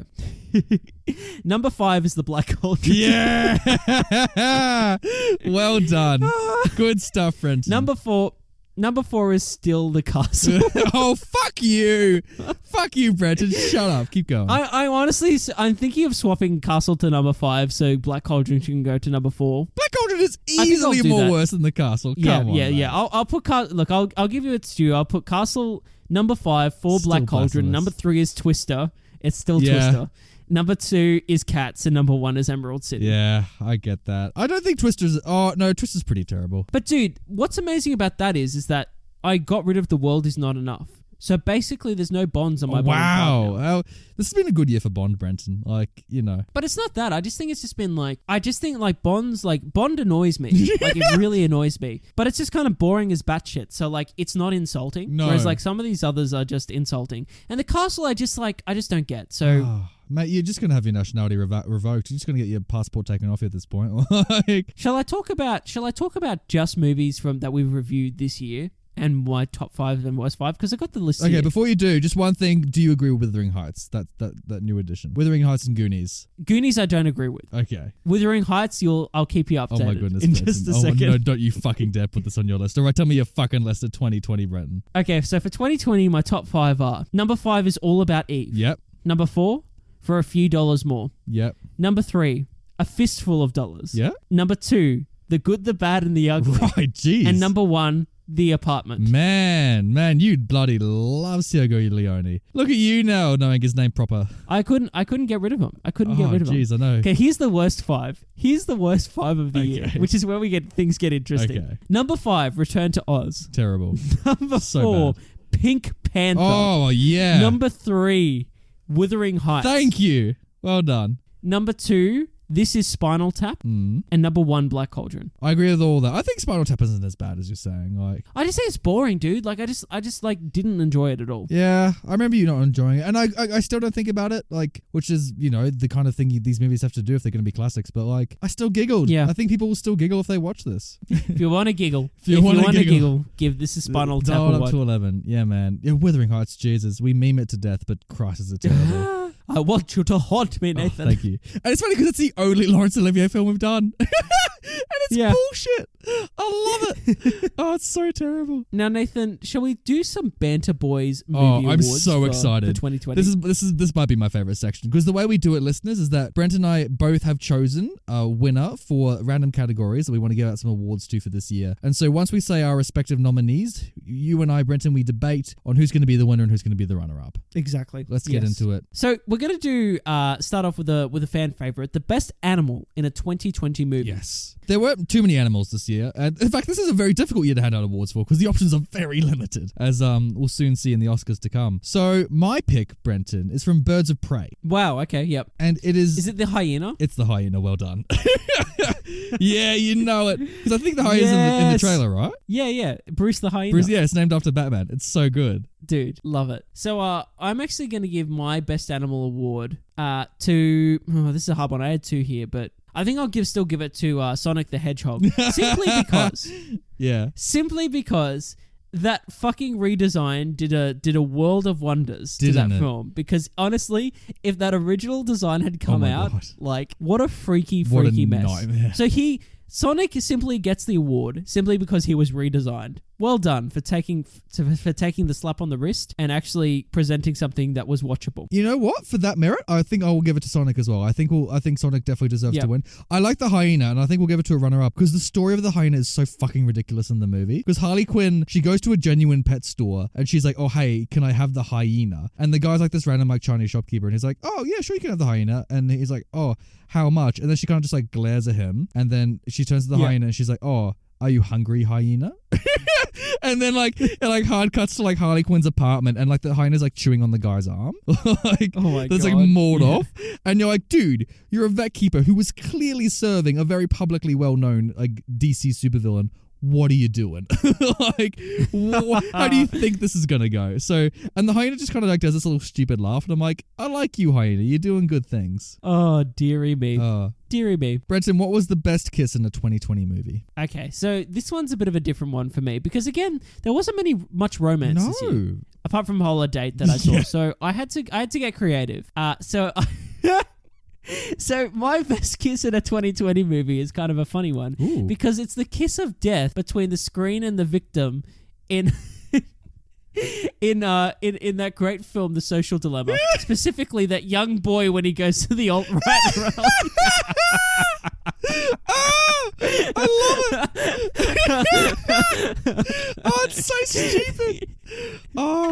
Oh my gosh, what a ridiculous stupid. Like, that kid sucked. We've already spoken about it, but I really wanted to talk about it at this point in the episode because that kid just sucked. He just and he's in a romantic interlude with his mobile phone, apparently. Oh my God. That is horrible, man. But when I think of the best kiss in the movie, it's a standout kiss from this year. I mean, you're not wrong, mate. I'll say my nominee, then we'll decide. So I've gone in the same direction as you, Brenton. I don't think this was a very good kiss, but this is the kiss that stood out to me in 2020 film. And it's the kiss that Elizabeth Debicki gives Kenneth Branagh in the film Tenet, as she's about to have him shot to death. And yes, and the little makeout session that they have is her kind of going for it, and Kenneth Branagh's looking very confused and it's kind of glaring around as she's macking out.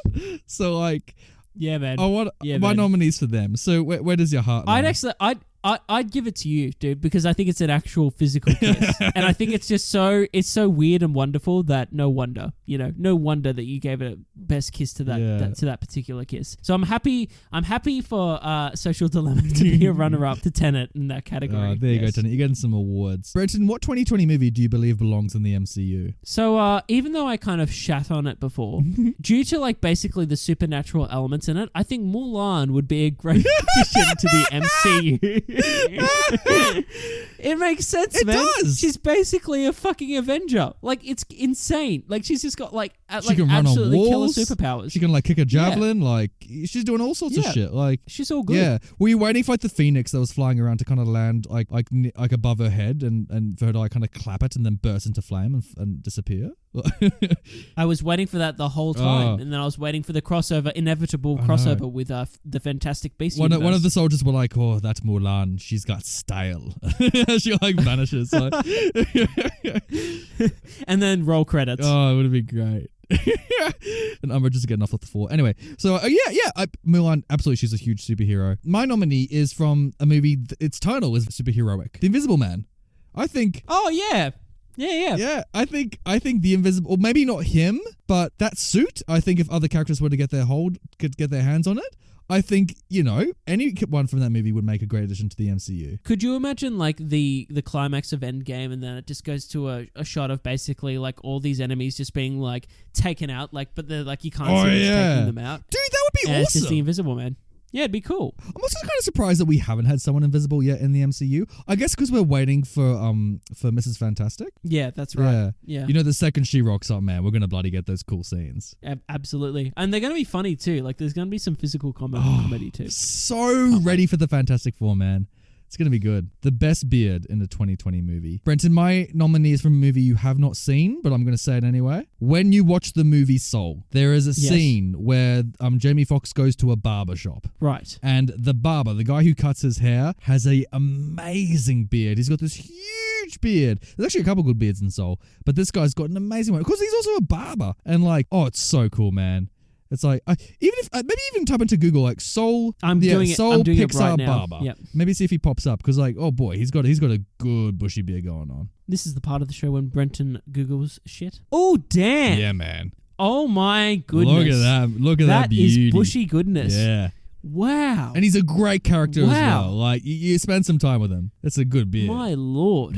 Look at that. Also, look at this animation. I know. Doesn't he look so good, man? Wow. Incredible. Nathan, I will give you my best beard pick, which is a controversial pick. Ooh, it's I love the controversial controversy. because it's not actually a full beard. Ooh. Because it's Jim Carrey from Sonic the Hedgehog as Dr. Robotnik with his fucking ridiculous mustache, which is just oh my god. like Movember Goals right there, my friend. Like that is just off the charts. Oh jeez. It's insane. It's because also Jim Carrey is almost always clean shaven as well. Just to see him with like facial hair is just it's a real insane. treat. You know what? I want to give it to Jim Carrey because it's a real beard. Like obviously it's just like a prop. Like they just glued it to his face, but like he still had to walk around. I'd probably give it to Jim Carrey too. Yeah, out of those two. But even though I appreciate that beard from Soul, I think it's a magnificent beard. I completely agree, man. Jeez, well done. All right, beards are handed out. So, Brenton, what was the best death in a 2020 Again, movie? I've gone a bit differently here. I was going to give it to Mulan. I was going to give it to the witch chick that just got fucking shot out of the air. Oh my god. Because it was so... That just actually kind of made me chuckle.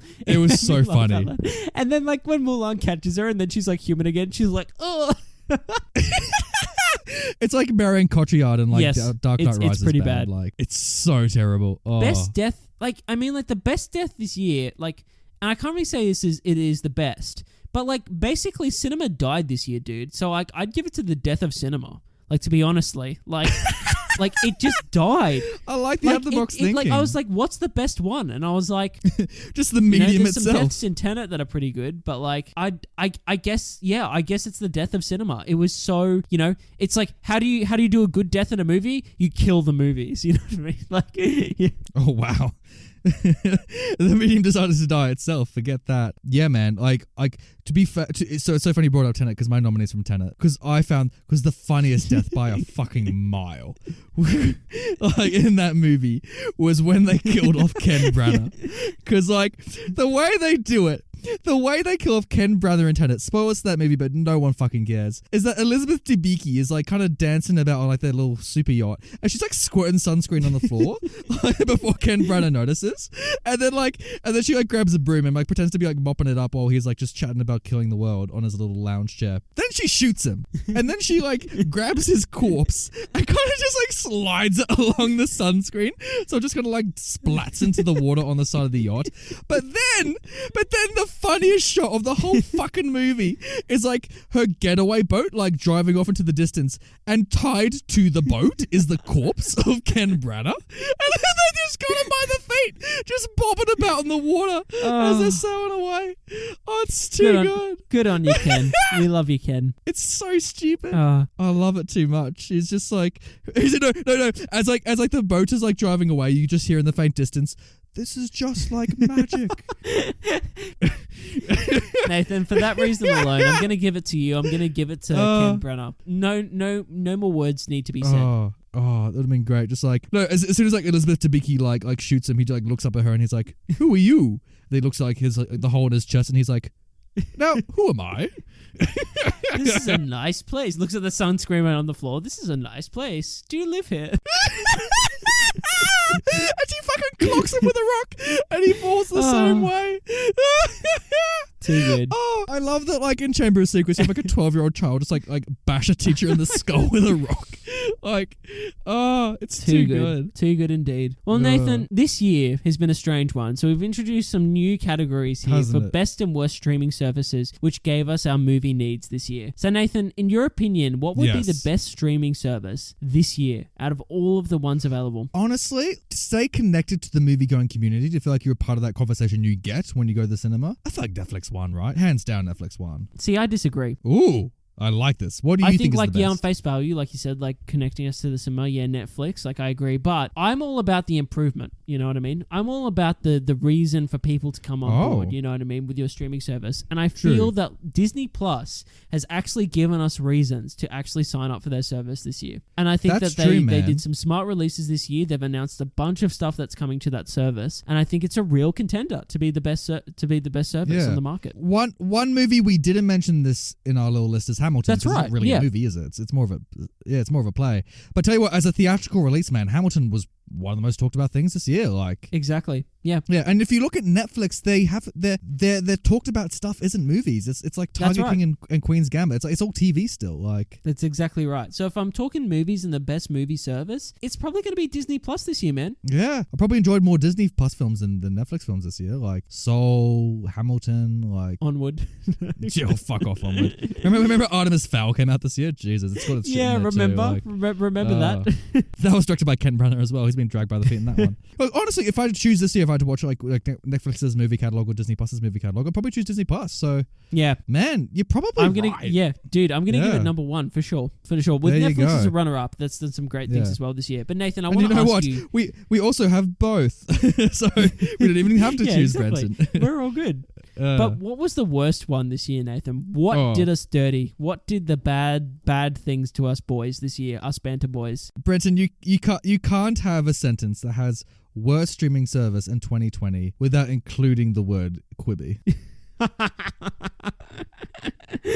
Oh, Nathan, you're not wrong. You're not wrong. Because I agree. I agree wholeheartedly. You know, like... Yeah. Also, I signed up for that, by the way. Like, before the app even launched, because there was so much talk about it in Hollywood. It was like going to be the next best thing, and I love that this thing fucked up because it's so fucking stupid on face value. But like, I signed up for it. I got the little like 3-month free trial. Like, well, I thought, like, I knew it was going to be shit, but I wanted to see, you want to see this car crash, so. Nathan, can I just read the first sentence from the Quibi Wikipedia page? Please. Please, Brenton. Quibi was a short-lived American short-form streaming platform that generated content for viewing on mobile devices. Jesus. And that's all it'll ever be known as. Too good. Quibi. Too bad. Too bad, I should say. I mean, look, HBO Max, I shout out to HBO Max as well, just for fucking everyone's day up as well. Do you know that Chris Nolan quote? Yes. About when he said something like I forget what the actual quote is. Like, it's somewhere on the internet, but he's like Warner Brothers is making one of the worst decisions by putting the best movies or like involving the best filmmakers and putting it on like the worst streaming service. Yeah. And it's just, I love it. And it just perfectly summates HBO Max, doesn't it? Absolutely. Yeah. And also, like, I think Denis Villeneuve gave a great quote as well. Not as brutal as Chris's and blunt as Chris's, but man, I feel sorry for Denis with Dune. Like, man. Yeah. Because this was supposed to be the movie that finally made him money. That's right. Like none of his other films do well. That's right, yeah. But now he's just going to be fucked up again because that's the curse that this brilliant Canadian filmmaker has of making superb films that no one sees. Yeah, exactly. But Nathan, this brings us on to the big boys. The big awards. The big awards they've rocked up. Quick, pay your dues. Nathan, in your opinion, what was the best movie released in 2020? Soul. Yep. Yeah. It sounds like that's going to be mine as well, but I guess for now I have to say Tenet, which I hate having I'm to say. so sorry, man. Literally, you need to watch more movies. My it says best 2020 movie equals, and I put Tenet, I guess. Yeah, man, it's like, and also it's on Disney Plus. It's so easy to see, man. Yeah, like, I can't wait to watch it, man. I can't wait to watch it. Also, like, we're recording this on like the 29th, so like it only came out like 4 days ago. So like, yeah, exactly. Yeah, you'll watch it and you'll bloody. I'll love catch it, up. Get on board. So So, Nathan, that brings us to the worst 2020 movie, because I'll start, because obviously mine is Holidate. That is the worst piece of shit man. that I've seen in a long while, but also simultaneously being the best piece of shit I've seen in a while. Nathan, what is your piece of shit this year? Brenton, for my best movie, I picked a Pixar film. For my worst movie, Brenton, I picked a Pixar film. And it's I love Onward. it, man. It's I love Onward. it, man. Well done. It's horrendous. But to be honest, like, if I saw Holidate, I'd probably hate it more. So I'm tempted to give it to you. Yeah, I'd give it to Holidate as well over Onward. At least Onward has some class. At least it has some good animation. Yeah. Even then. But yeah. Now, Nathan, the next award is Best Movie We Happened to Watch This Year. So it can include anything. The best thing that was released in 2020, or just something we watched on the show, or something in our spare time. Yeah. Nathan, I just thought it'd be fun for us to say it, like both of our choices at the exact same time. So we go 3, 2, 1, and we just say it together. Okay. Yeah, for sure. And we see what happens. All right, ready? Okay. That we just happened to watch this year. That's right. Yeah. Here we go. Okay. 3, 2, 1. The Apartment. Air Force One. Hey. Did you hear that? Like, Yeah. You said Air Force One. I said Air Force One, man. Wow, man. Wow. Yeah, Harrison Ford, he's the president and he's got to save the Air Force One because it's been hijacked by terrorists. Wow. There you Dude, go. look, to be fair with you, yes, The Apartment's a better film. Like, The Apartment is like, yeah, you know what? You're right. The Apartment is probably the best film we've seen this year. Like hands down, it's so fucking excellent. Like, it's my number one movie that I put on my top 5 list. It's amazing. But Brenton, Air Force One, it just... Honestly, I wished I hadn't seen this in private and we had done this on the show, because like you would have fucking loved this movie. Like, it is so good. It is like one of the most entertaining pieces of media I think I've ever seen. It's just from start to finish. It is tense.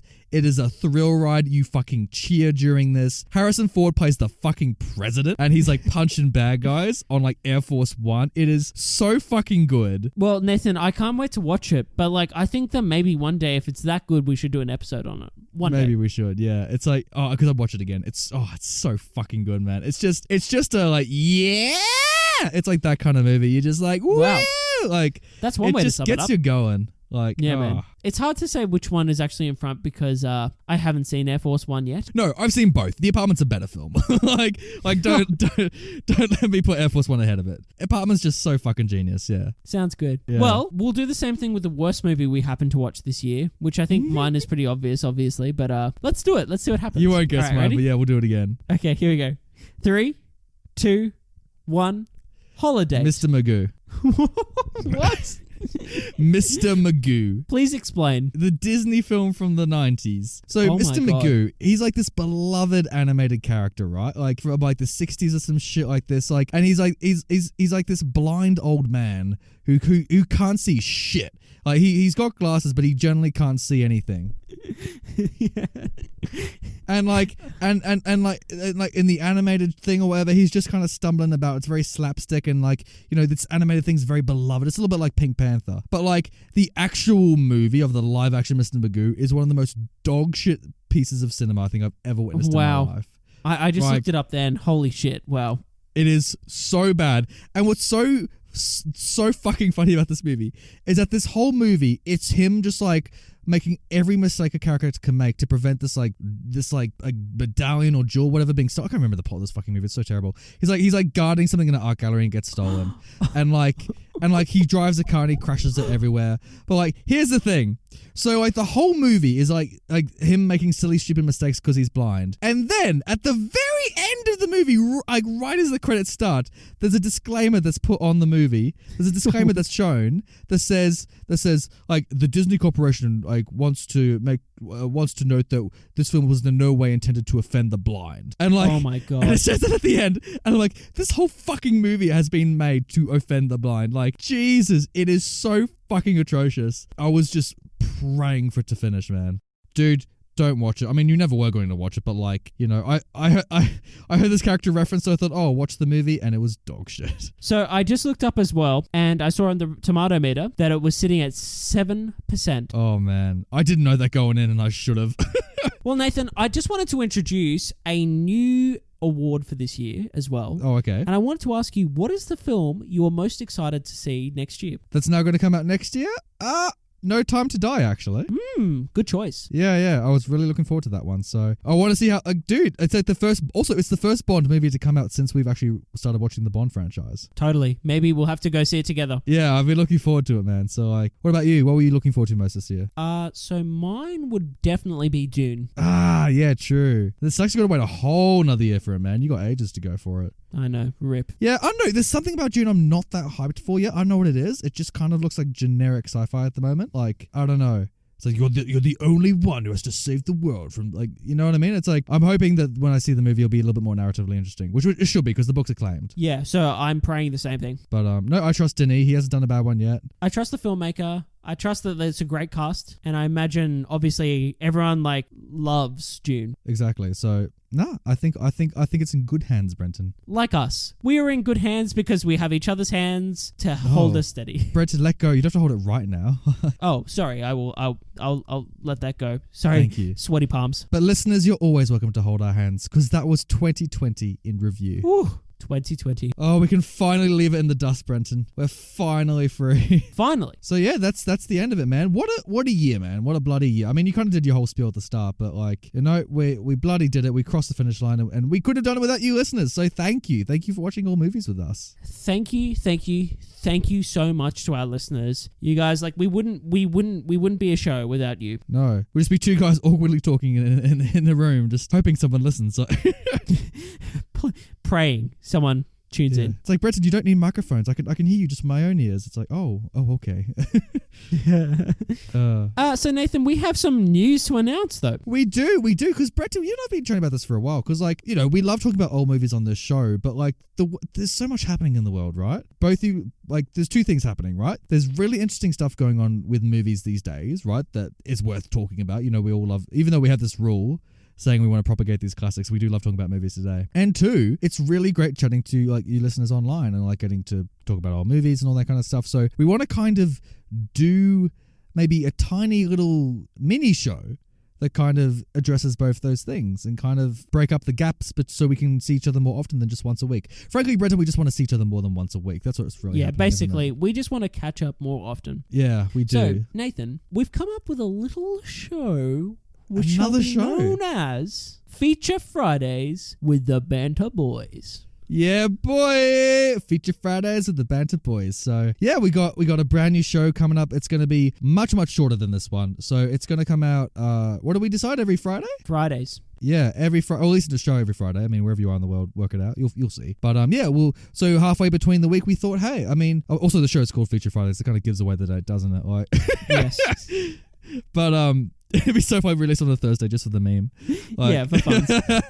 but yeah, so we're going to talk about movies from today. Not really review them, but just kind of talk about like just what's going on, like, you know? Yeah, totally. As well as a little catch up between us two, throwing some banter there for good measure as usual. And yeah, just have a good old time, a good old touch base with the audience during the week. Yeah, but it's going to be driven by you guys. So email in if there's any topics you want us to chat about, like anything that's happening during the week that you want us to give 2 cents on and just put a fun perspective on. So yeah, you'll see links after our episode next week because we'll do it in between our movie reviews because we want to also, so when we review a movie, we also kind of want to chat about what you guys say about it afterwards, so we can bring all these cool conversations we're having online actually on the air. So absolutely. So it's really important you keep writing at us, all that kind of stuff, because we'll put you on the show. We'll have a chat about it. Yeah, absolutely. So this show is going to be nothing without your audience input. So feel free to send us emails, comment on the social feeds, get involved. We love to include you guys. So please get involved as much as possible. Yeah, and like we've got such a cool 2021 coming up. We've got some great ideas for guests that we really want to get on.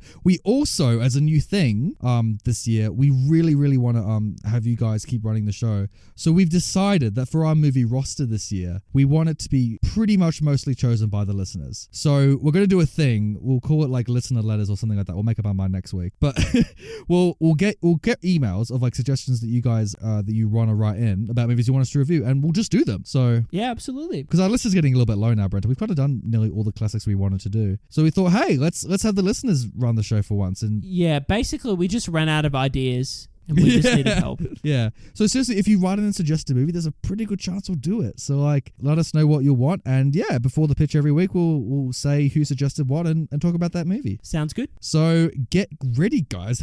Get ready for such a fun 2021. It's going to be awesome. Absolutely. 2021, we hope, is going to be much better than 2020. Which brings us back to the point of we hope that you all have kept safe during 2020. Thank you so much for your support this year. And onwards and upwards for everyone. Oh, hopefully not the film Onward, am I right?